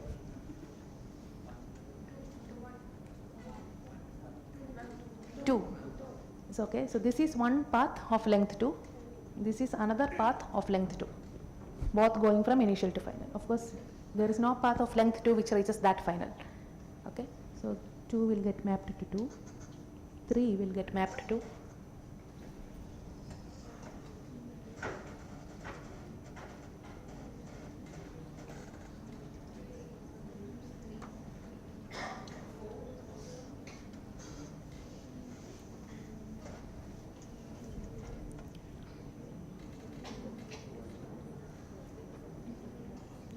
So let's look at all the paths that end here. How many paths can you find of length 4? So there is only one initial from the initial. So here is one of length 3. 1, 2, 3, length 3. Okay. There is another one, length 3. Can you find another path of length 3 starting from here and ending here? Okay. So there are 2 paths of length 3 ending here. How many paths will end there? 2. So this is one path and this is another path. Okay. So this will, so the total number of paths is 2 plus 2, 4 and so on. So this is the meaning of such a graph. So the function represented by such a graph, for every integer n, you just find the number of n length paths that you can get in this graph from some initial node to some final step. So just add them all up, that is the number. So it's a function from natural numbers to natural numbers in this particular case, because I'm just counting the number of paths. Okay, so this function, this graph, it represents the series 2x square plus 4x cube plus something. Okay, we did not divide. So on the 0 term, the constant term was 0 here because 0 would map to 0. X term, coefficient of x was 0 to 0. So the first term which is non-zero is x square and so on. Okay. So this is how we define so-called automata or graphs and the functions that they represent. So now let us design. Now we will do the other way around. We are not given a graph, but we have given just functions, and we want to come up with graphs. We want to design graphs which will realize this function. Okay. So this is our next exercise. So consider the function which maps. Okay, it's a constant function 1. On everywhere the value is exactly 1. So for every length there is exactly one path from initial to final. Can you give such a graph?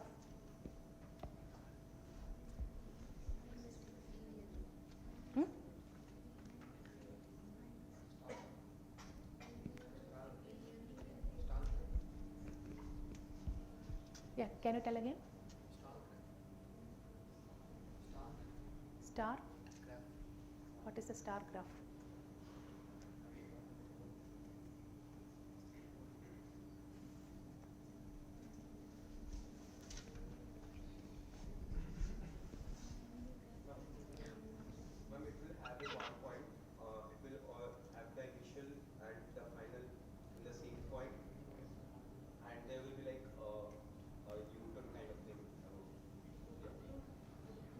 Okay, so the initial and the final is the same.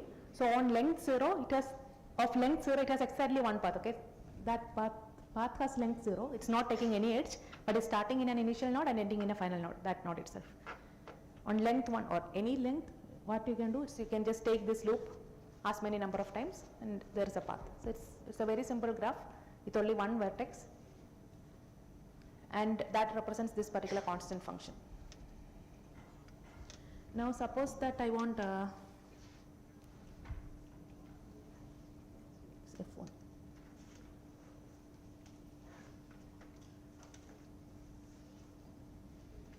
I want n maps to n. Like that. Complete graph on how many vertices? So we need a finite number of vertices, and this is for every n.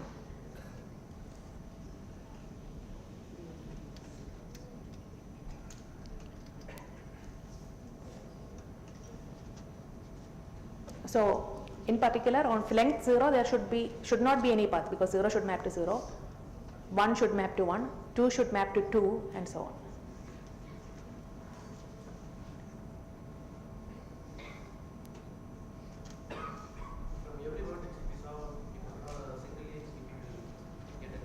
So how many vertices will you have? I will draw the graph as you say. Huh?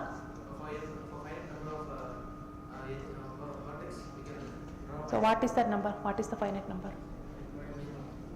So see, this is for all n in natural numbers. So it's not like there is one graph that will do it for all n. Okay, it's not like for every n you draw a different graph. Okay, 2 vertices, one is initial, one is final. I'll just make it like that, because at least on 0 there is no, for 0 will get mapped to 0. I'll put a path here like this. It will make sure that on 1 it will get mapped to 1. Now I want 2 to map to 2 also. Self loop where? On the final state. So how many paths does it have of length 2?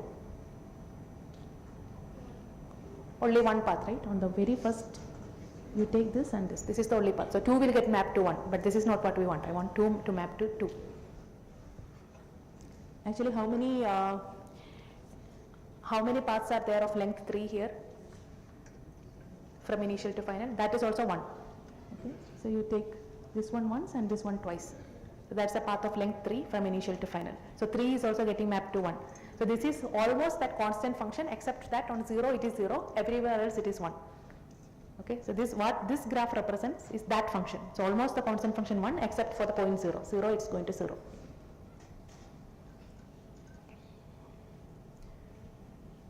So what if I put a loop here as well?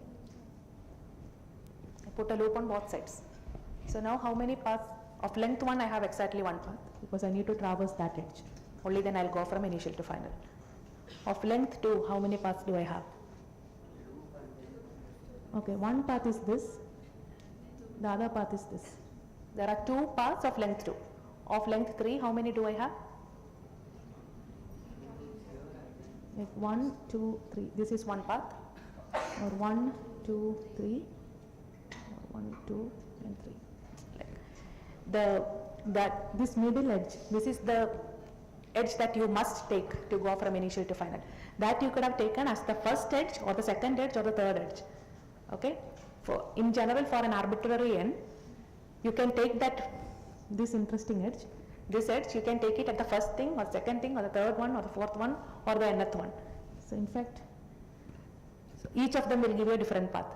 So in fact, there are n choices to take that thing. So the number of different paths that you will have will be n. So this particular graph will represent that function n goes to n. Okay.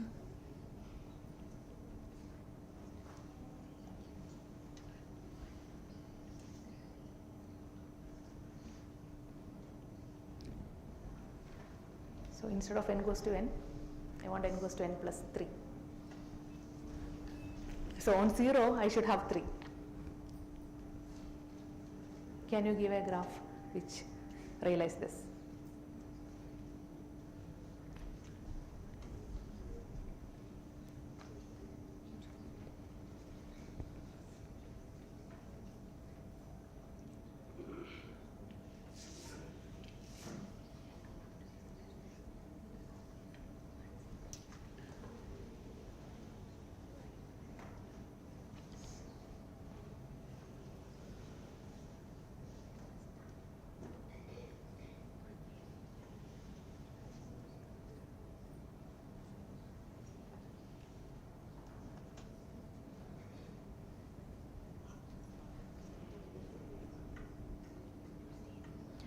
So can I get for the constant 3, so every number I should get exactly 3 paths.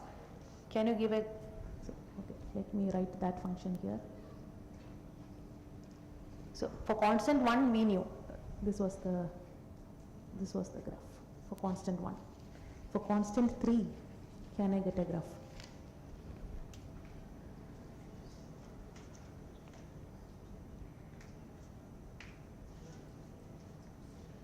How many vertices do you have?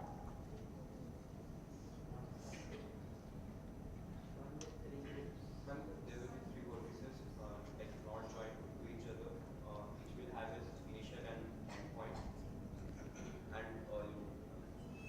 Okay, so there are like two options that I heard. Let's just analyze them. So one option is this. So I just have one vertex and then I will put 3 loops like this. So on a number n, what does this map to?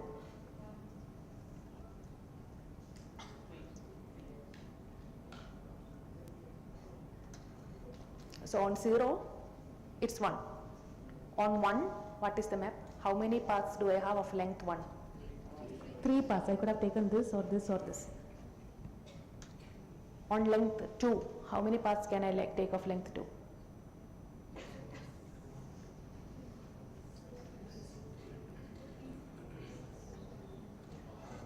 It's not 3C2.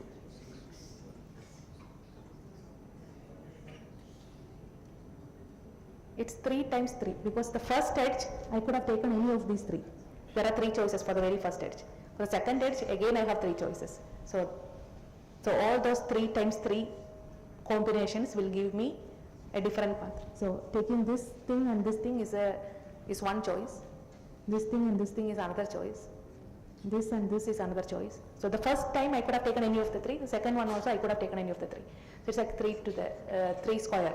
So in general for n, it will give me 3 to the n, 3 power n. That is what this graph is computing. So this graph is not correct, okay, for this constant 3. But this graph is representing another function which is 3 to the n, okay.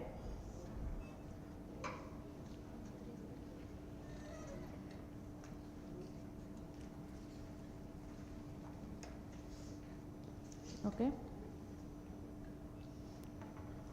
Okay, now let's look at n goes to 3, the constant 3. The other option that I heard was put 3 vertices, make them all initial and final, and put a self loop on all of them.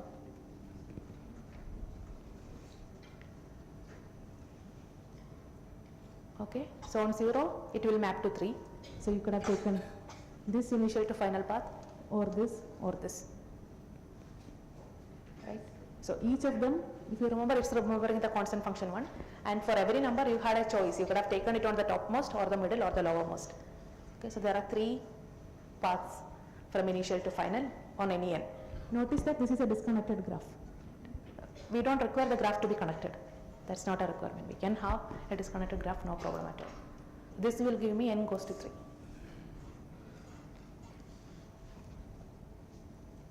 Now what I want here is actually n goes to n plus 3. This was our original question. We know how to do n goes to n. We know how to get n goes to n goes to 3. How can I get n goes to n plus 3? How do I merge? What is the...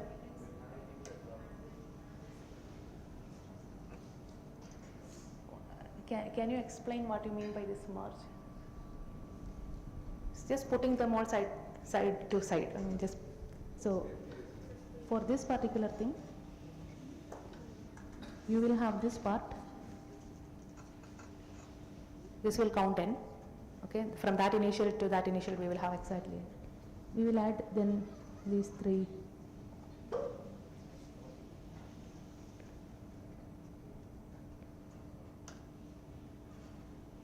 These 3 extra things that will count the plus 3. So from any initial to any initial, we will have exactly n plus 3. So n things that come from this connected part, 1 from here, 1 from here, and 1 from there. Okay, so the graph is not connected, but it will count n plus 3.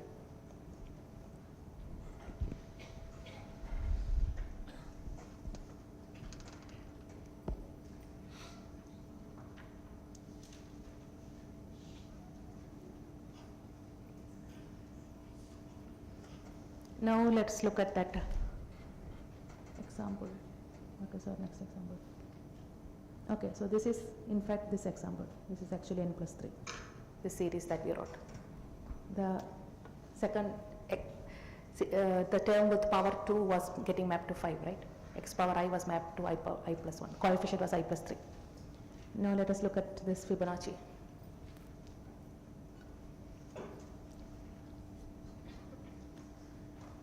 So, yeah.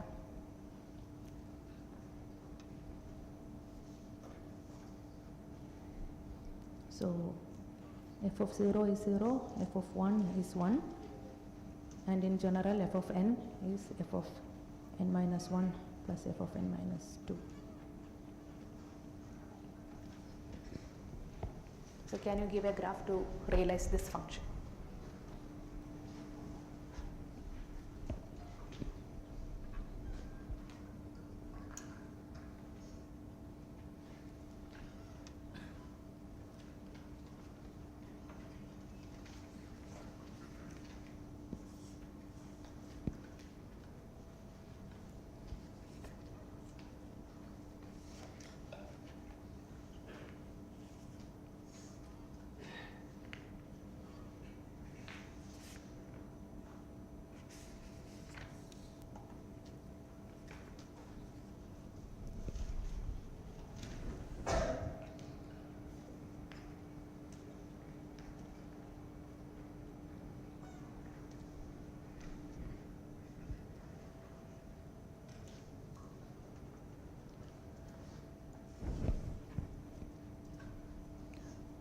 So there is a way to construct this again guided by this inductive definition, this recurrence definition, whatever you call it. Okay.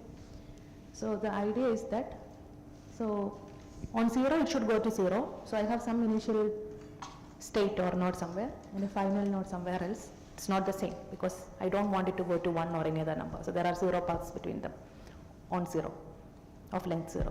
And of length 1 there should be exactly 1, so I just connect it like this. For length 2 or greater,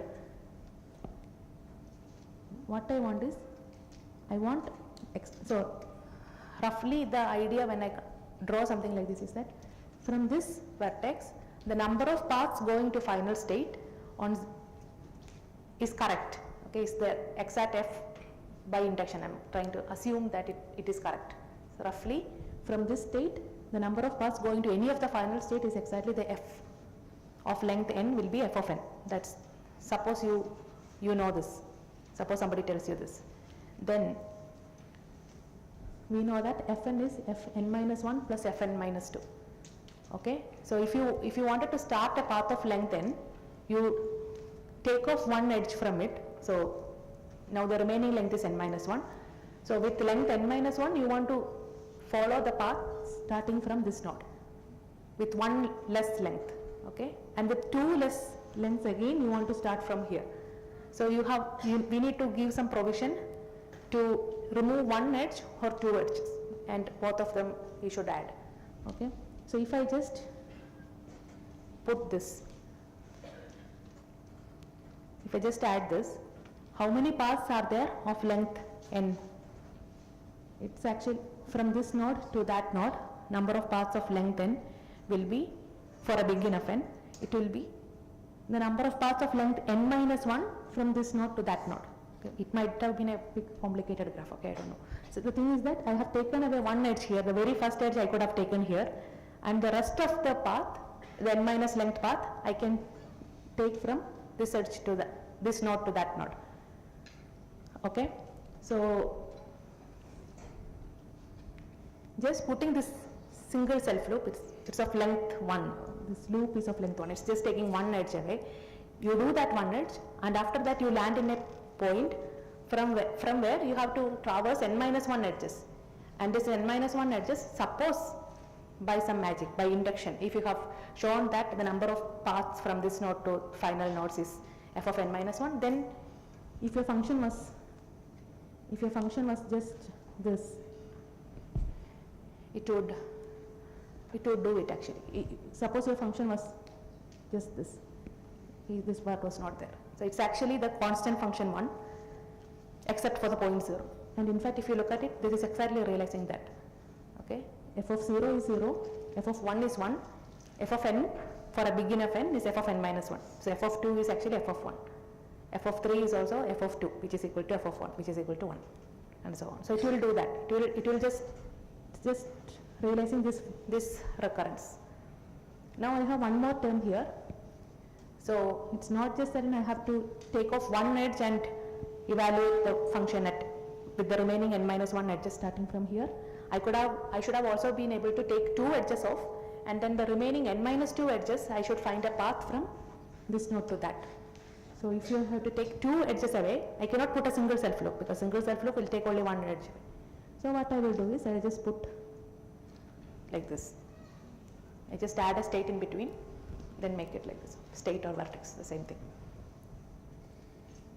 So this at a point n, what it will do is, it can take this path, okay, and by induction, the number of paths from this point to the last without using any of these things is n minus, f of n minus 1. Okay, we may use it, but the number of paths of length n minus 1 from this node to the final nodes. Plus, it could have taken this thing, but while taking this thing, you have already eaten up 2 edges. So you have n minus 2 remaining edges to traverse. Okay, and that is kind of realizing this function. So this is a graph that will realize the Fibonacci number of, so we can also sit and verify here.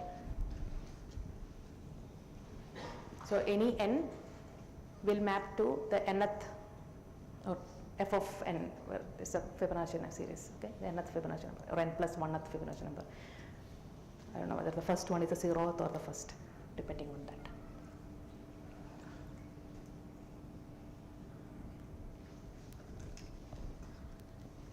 So we will not go into the details, but it turns out that using such graphs, you can represent any so-called linear recurrences or systems of linear equation. Maybe your Fn is some g of n minus 1 plus f of n minus 2, and then g of n is some f of n minus 1 plus g of n minus 1, okay, and so on. So there are several such functions. For each of those functions, for the base cases, you know how to do it, and then you just connect it like that.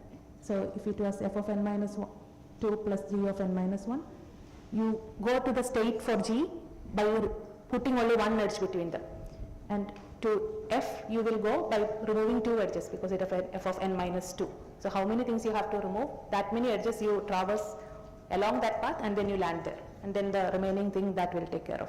So just for the base cases you will do, and then by this inductive definition you can draw the graph. Okay, we will not do many examples there, but this is also possible. So essentially the system of linear recurrences with a constant look back. So this n minus 1, n minus 2. So here is only minus 1 and minus 2. Okay, up to some minus k for a fixed k we can do.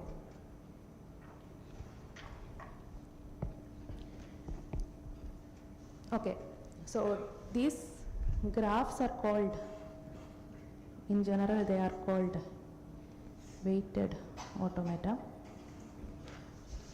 Okay, and in the example we saw that I can draw things like this, right? There are multiple edges. Okay, generally instead of putting the multiple edges, I can equivalently write it as single edge, and I can write a weight 2 there. Just means that there were 2 edges between them. So I can just put the weight 2 here. So for example, if I had the number of paths from initial to the final on weight 2 of length 2 would be 2 times 3. There were 2 edges in this side, there were 3 edges there, so you just take the product. That many different paths you can get. You could have taken any of the 2 edges here, any of the 3 things there, so the total number of things is 2 times 3. Okay, so this is when the weights that I write, they are all numbers, and when I am really counting, it's exactly what I do. And this kind of weighted automata, these are all also called multiplicity automata, exactly because of that, because it is counting the multiplicity of the number of paths of that length, how many different paths that you can have. But now that I have defined it as taking the product of the weights along the path, this is the weight of that path or that number.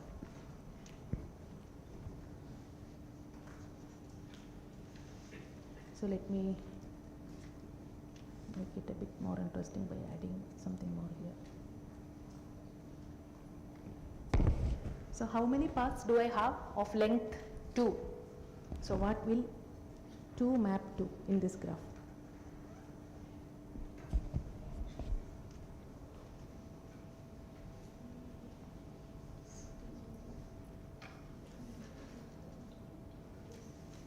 the length of the path must be 2. Okay, so there is one path which goes like this, but this path in turn it represents actually 6 paths, or it's actually 2 times 3. So we just said that the weight of that path is 6. Okay, there is one path whose weight is 6. There is another path which goes like this and then takes this. Okay, weight of that path is 3. Okay, and the weight of this thing would be 6 plus 3, 9. Sum of the weights of different paths. This is how you, so the next step, as I am telling here, is in this weighted automata, you have this graphs as before, but I will just put a weight on every edge. I am looking at the paths of some particular length, then every path will have a weight, which is the product of the weights along that path. Okay, and there may be multiple paths, then I will just sum them. Okay, that's what I would do. So of length 3, how many paths will be there?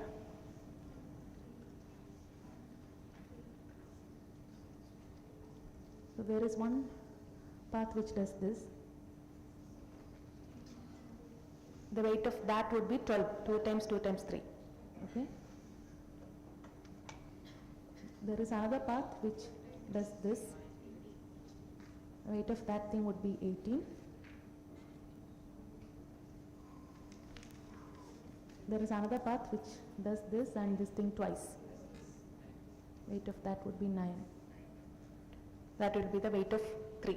That is the value that this graph gives for number 3.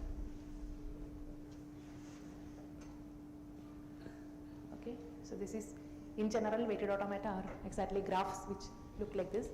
In fact, why restrict ourselves to putting weights only on the edges? You can even put some weight if you want here.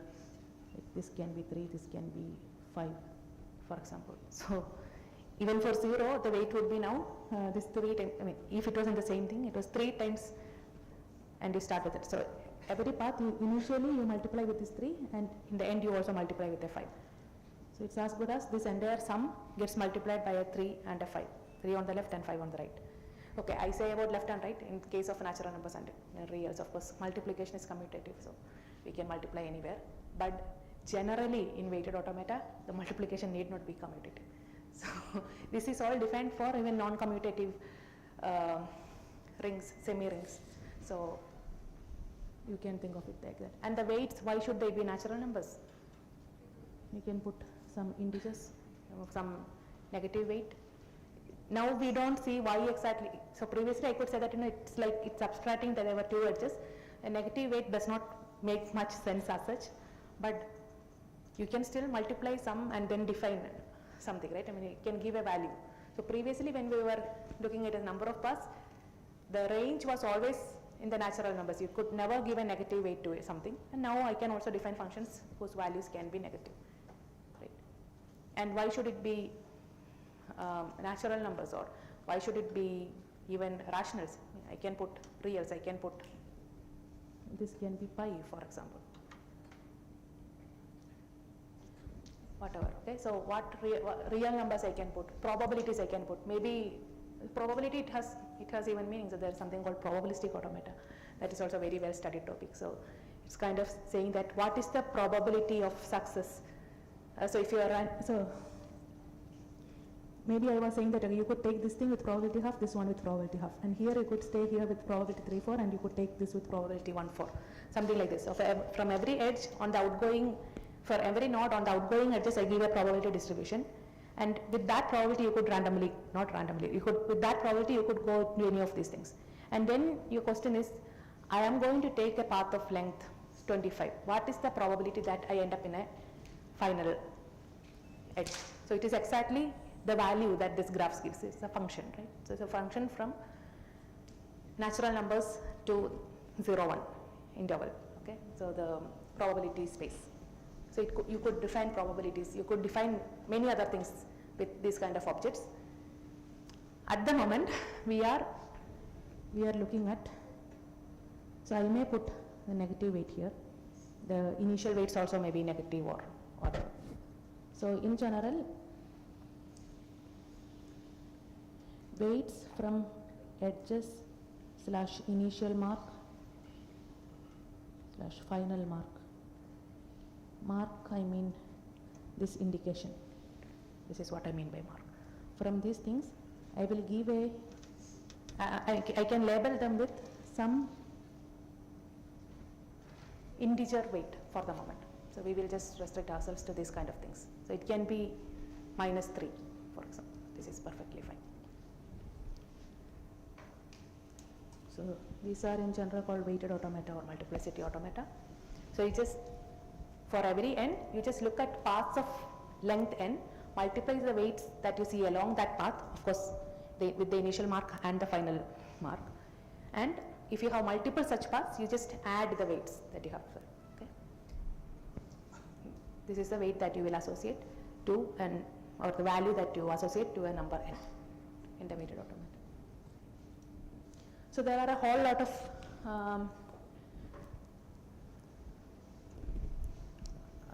functions that you can represent like this. In fact, any polynomial you can represent like this. Polynomial, what do we mean? It's okay, not the series polynomial series, but function like this. For example, f maps to n goes to n cube. Okay, so this actually represents the series x plus, what is 2 cube? 8 x square plus 3 cube x cube plus so on. Okay, so the coefficient of x power I is actually I cube. So this function also you can represent. Okay, before going there, so we saw that we can represent n. Let's just do one more example. N square. Can you represent n square? Can you give a graph for n square?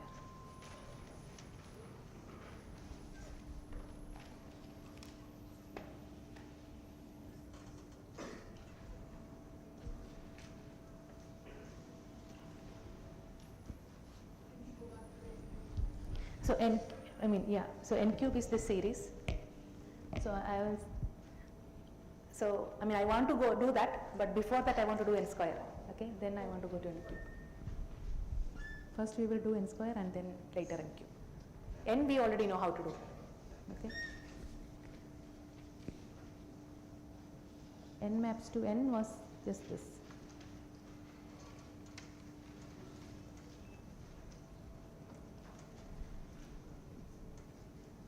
Just a straight line.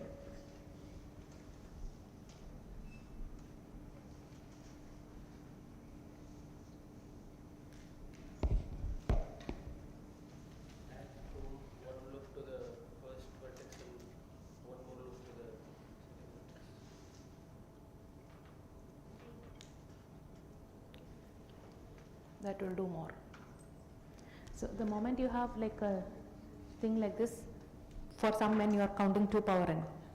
So it's like some 2 power m, then plus some 2 power m prime, such that m plus m prime equals n minus 1. This is what you will do, summation over all assertion m prime.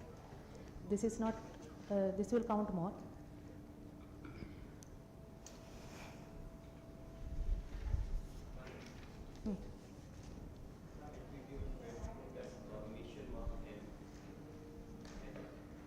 So the weights are always constants. What is n? Give me the number. So I can write 7 if you like, but that won't work for everything, right?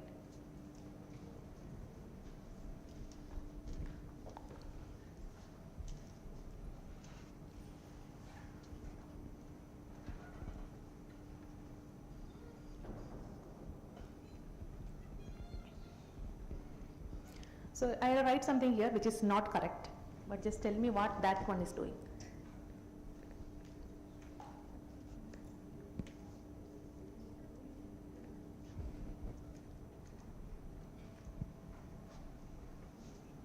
What does this map to?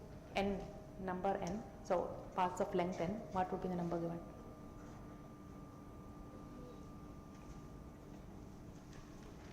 So for example, length 3.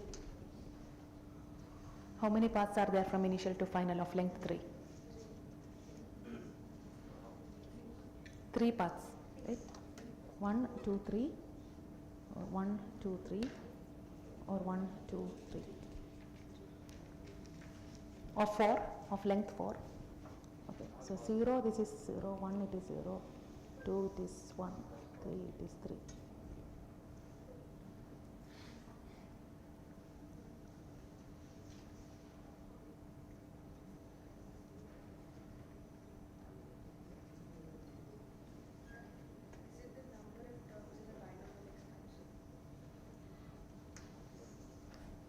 Binomial is a good intuition. Number of terms, I don't know what exactly it is.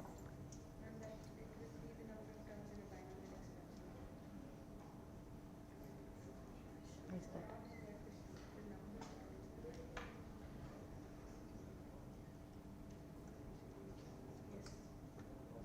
How many terms do you have in the binomial expansion? Mm.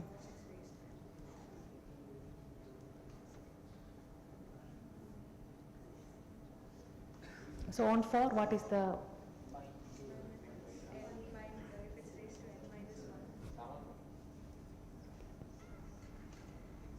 permutations and combinations?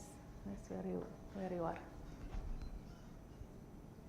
So we have to find a path of length 4, and if it needs to go from initial to final, I need to take this edge and this edge. So sum of those two edges, of these 4 edges, somewhere 2 of those edges must be this and this. So just pick which 2 are there. So it's actually 4 choose 2. So it could have been the first 2, in which case your path will look like this. It could have been the first and the last, in which case your path would look like this.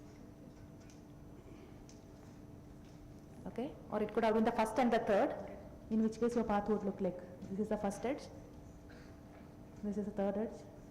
So in between those 2 things, you will just fill in the intervals with the loops.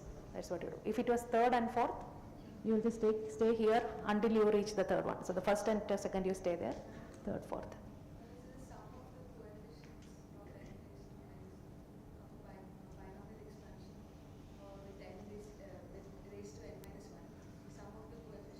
What is that number?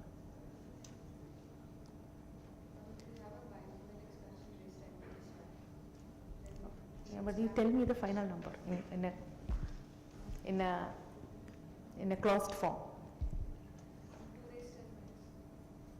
No.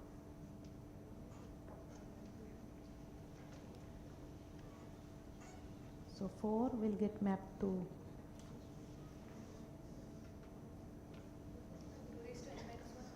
6. Is this correct?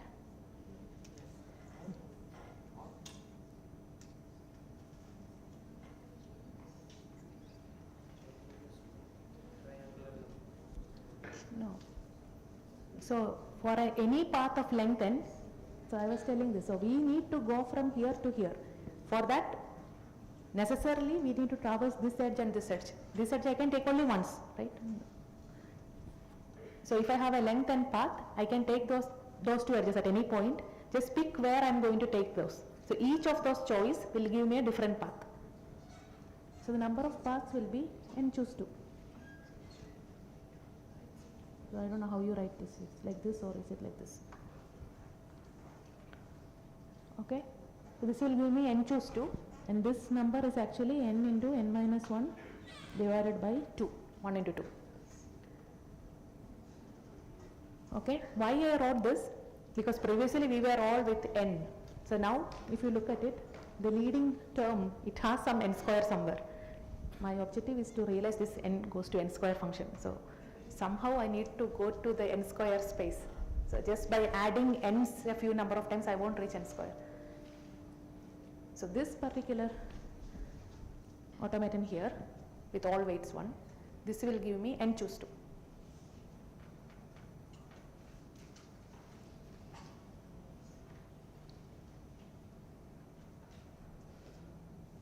Okay, which is actually n.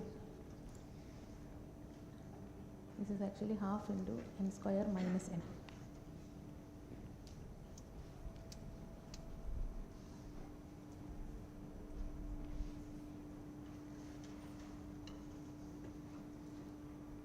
So now can you tell me how to get n square? N square is our objective.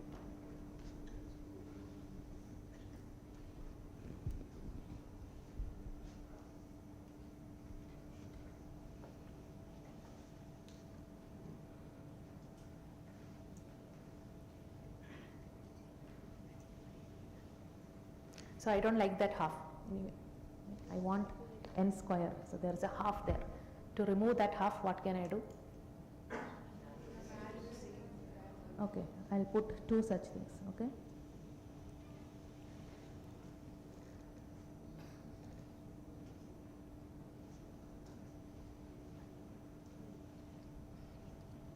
So it will be n choose 2 plus n choose 2. Okay, so the half is gone. So what I have now is n square minus n. So this will give me n square minus n. I don't want the minus n. What can I do? So we just add the graph for n also here.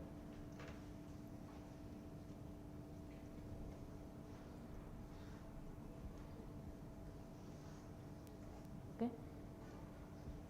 So to get the n square term, I had this paths of length 2, which gave me n choose 2, and from there I could get n square, and I had to like multiply it by some suitable denominator, right, to make that vanish. There were some smaller terms that you wanted to subtract, which means you just add those things up. So if I have to get n cube, I have to look at paths of length 3, because that will be like n choose 3. The same thing if I just have a k length chain with self loops everywhere, it will be giving me n choose k, and the leading term there will be n power k.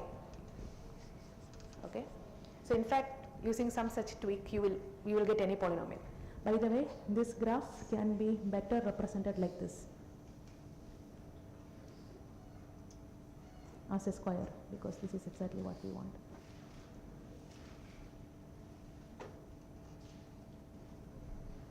This is a square, right? I mean, okay, my drawing is bad, but it's a square, supposed to be a square. Okay, this thing, so this is the final. This path is this thing. It has, where is my loop? So it has loops everywhere. So this path, it's the one length path, n choose 1, n. Okay, and then there is the 2 length path, and there are 2 of them. So one is here and one is there. So you can nicely fit this particular thing by merging all the initial states into a single one, all the final states into a single one, and then you get a square. So I will not do now for n cube, but you can go back and convince yourself that you can actually draw a cube, and that will give you the n cube. Okay, so how will the cube look like? This is the initial state. So everywhere I will put loops that I will put later.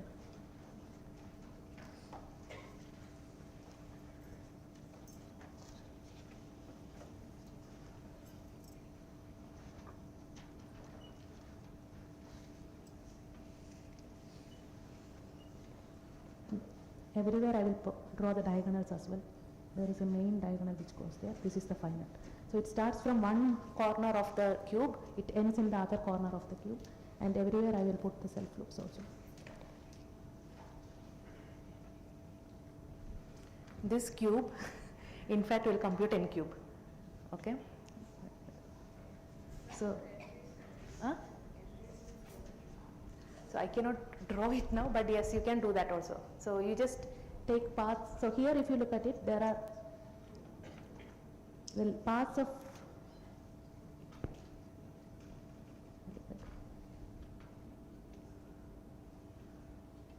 so there are paths of length 3. The maximum length, length as in when I draw the automaton. So if I just forget the loops, there can be paths of length 3. So there is something like this, for example. 1 second, I made a mistake.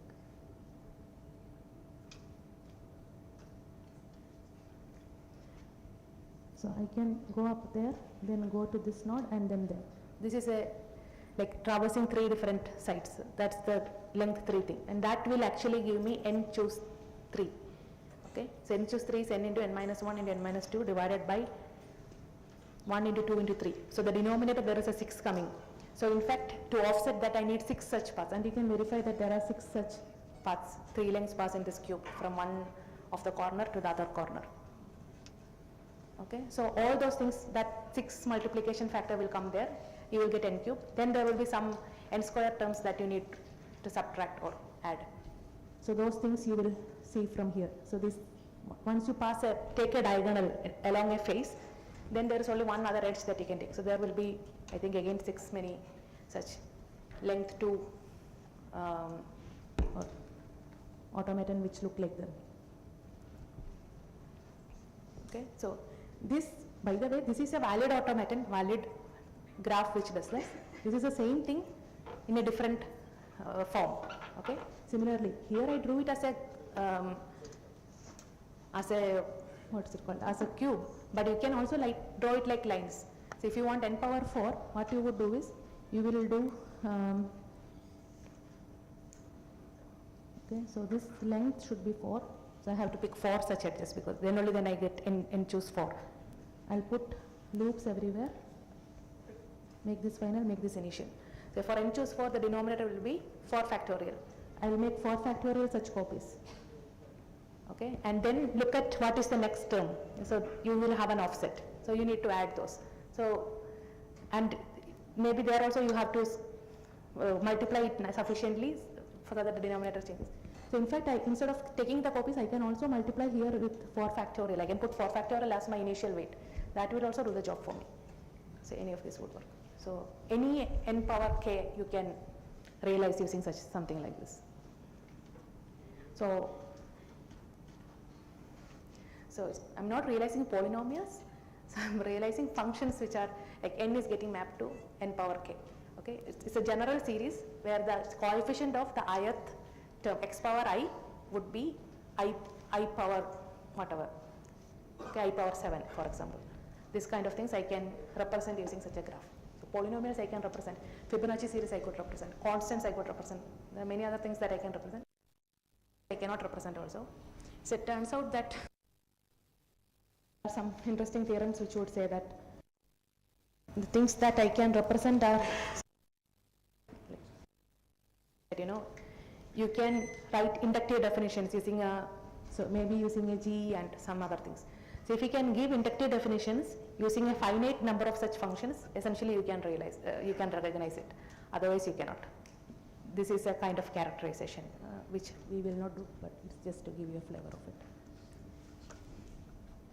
So it's already 12:33. Should I go on or? You can take 10 minutes. Okay. So I will. So in maths, I think when you have series and such stuff, your objective is to see whether the series converges to some value or something like that. In computer science, these are essentially representations of functions, and we want to ask questions about them. Like given 2 such graphs, for example, I want to know whether they represent the same function. Okay, this is, or essentially I have this kind of questions, and then we have to come up with algorithms for those. Okay, so yes, it's all algorithms. So the question is, this question is the equivalence problem. So given 2 such graphs which represent potentially 2 different series, okay, do they represent the same series or do they represent the same function?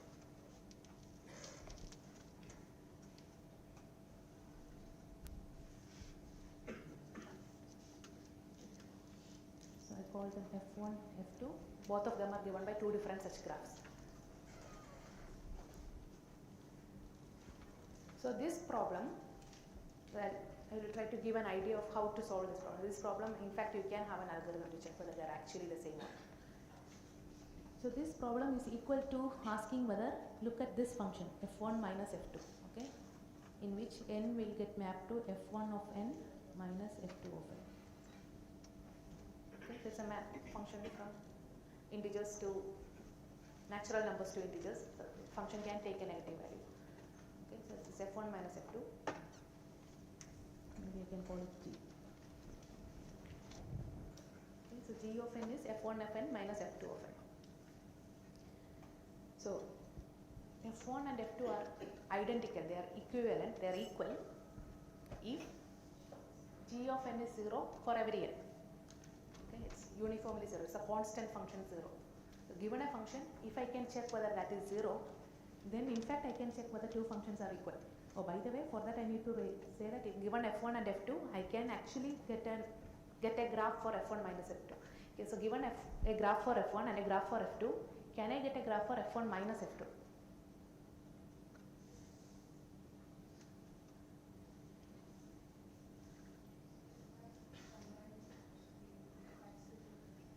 So how can I get f1 plus f2? We just put them next to each other, right? Huh? Just draw separately without connecting? Without connecting them, just draw separately. So the number of paths or weight that you had here plus weight that you had there, that is what you will get. Okay. So this was F1 plus F2. To get F1 minus F2, what you do is you will do exactly the same thing. In F2, just change the initial weight to minus 1. Or if it was plus 3 before, make it minus 3. Just multiply the initial weight with a minus 1. Okay. So the weight that you compute there is just going to be negative of the previous weight, and it's just the addition.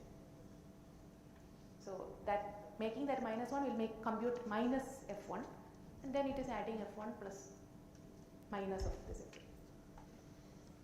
So you can, if you have this graphs for F1 and F2, you can easily get the graph for F1 minus F2. The number of nodes of this graph is just the sum, right? I mean, it's just disjoint copies. Is that here you added a negative weight in the middle. Okay, so now is G equal to 0 constant function? This is the question that we are asking. So if we can answer this, we can answer that. So we will just say that we can answer this one. This is what we will do. And to do that, okay, even though our weights are all going to be integers, we say that, okay, while respect, so maybe we are going to see them all inside the real field. And given a graph,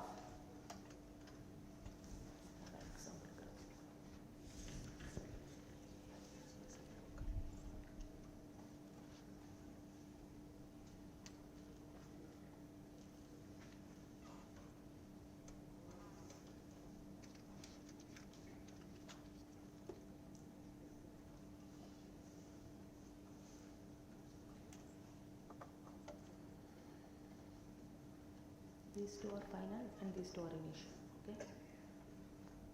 And I'll put some weights to 1.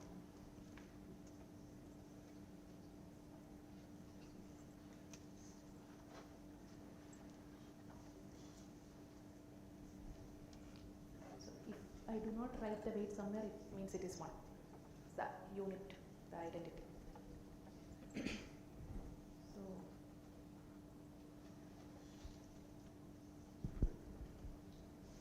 I have this graph.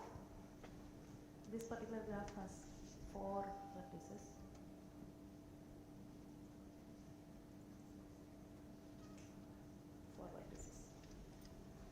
Okay. So I will try to understand when I am traversing paths of some length. I can think of it as every state. So there are paths which could. My intention is to read, let's say, path of length 23. So far I have read just up to length 6. Okay, I have traversed 6 edges. After reading 6 edges, I could have been in state 1 or in state 2 or in state 3 or in state 4. So I just try to see if I was, after reading 6, if I ended up in state 2, for example. There were several paths that could have ended up in state 2. Okay, and so far the partial product of those weights, it was some numbers, the sum of them is some number. This is the accumulated weight in state 2. And then I will, when I take the next transition, I will again multiply it with the next edge of the weights, and I will move into some other thing. This is what I will do. So at every point, we can think of it as there is a weight distribution in each of the nodes of the graph. Okay. So initially when I start, before even taking any edge, I can potentially be in this state with weight 1. I can be in this state with weight minus 1, okay, because that is how I started. I could be in this state with weight 0. Essentially, I cannot be there. Or in this state with weight 0. This is how I understand it. So initially, there is a weight distribution, and that weight distribution, I'm going to write it as a vector.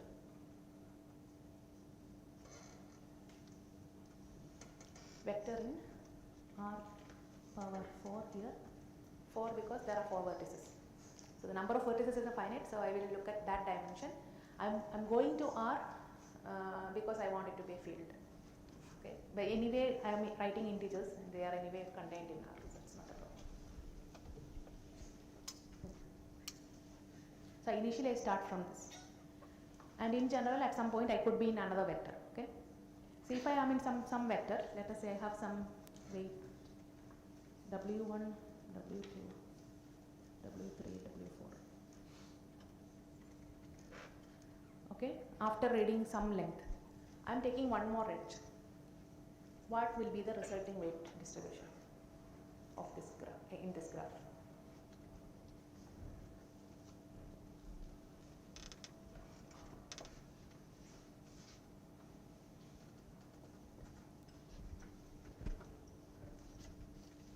So what is the resulting weight that is going to come to 1 after taking one more edge?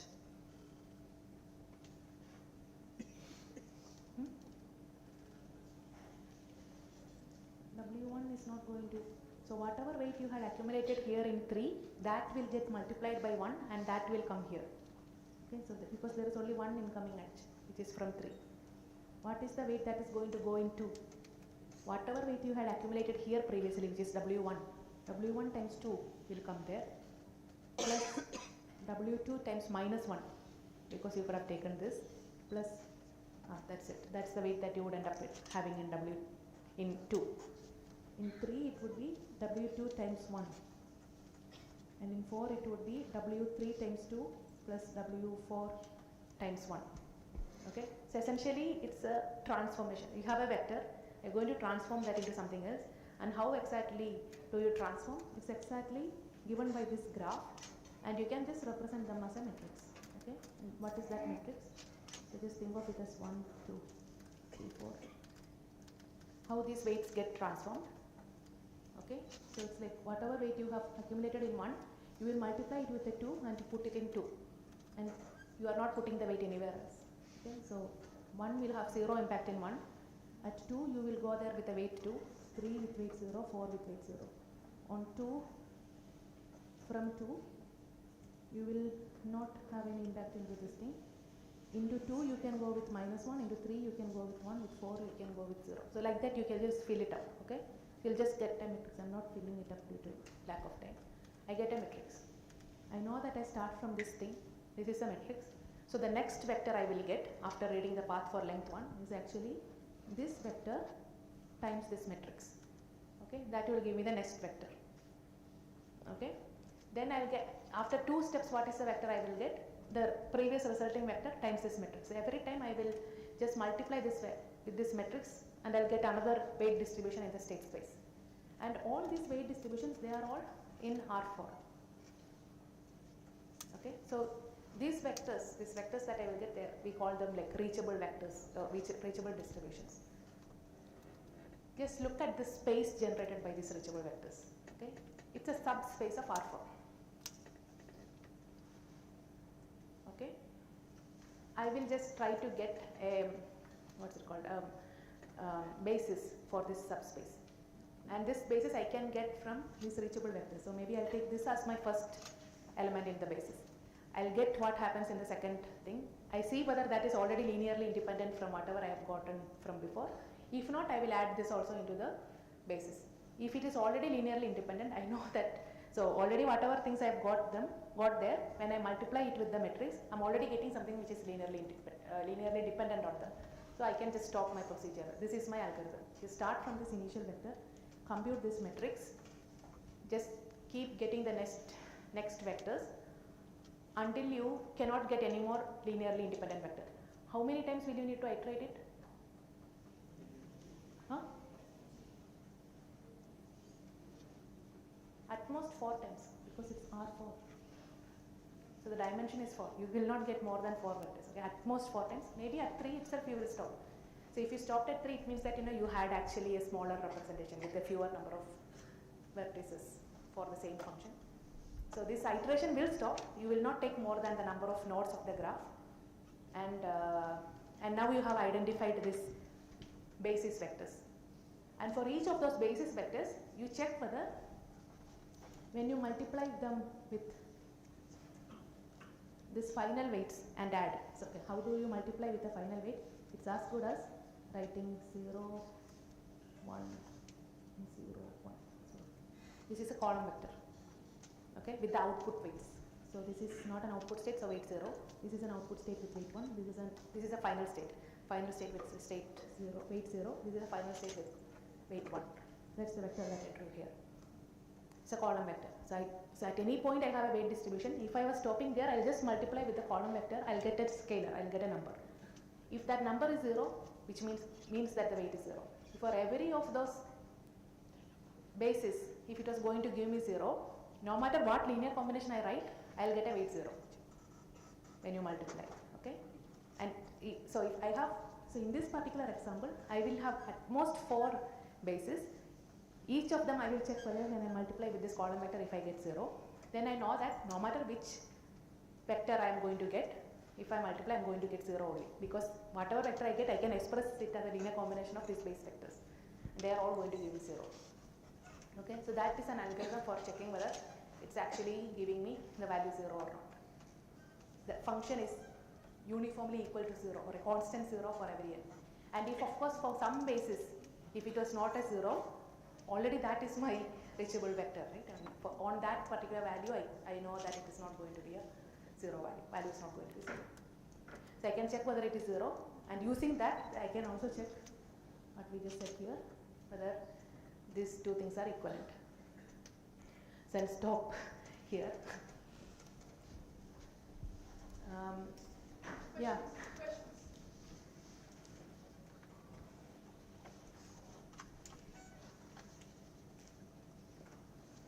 Ask anything that's in your mind related to the topic. Doesn't necessarily have to be a tower.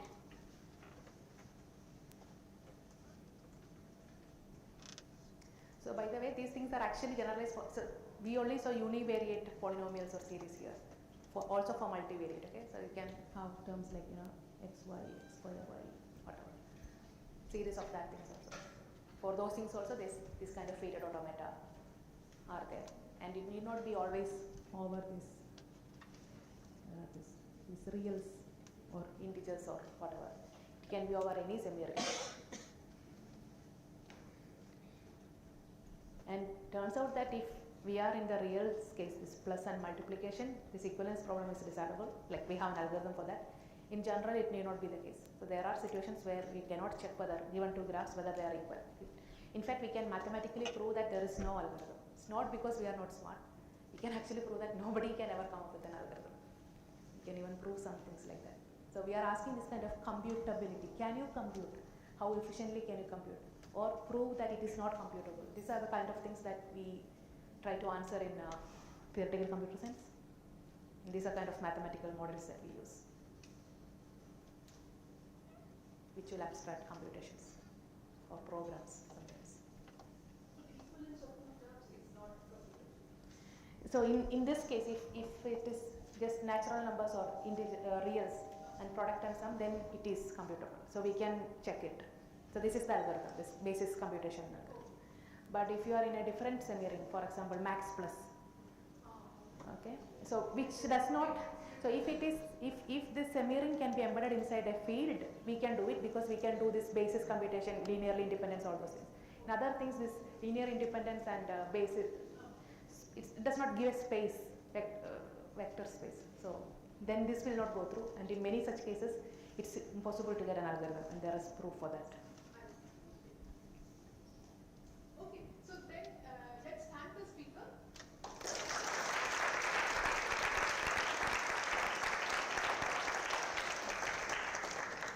And there is lunch outside, and we will get back together at 2 o'clock. Thank you again, and thank you.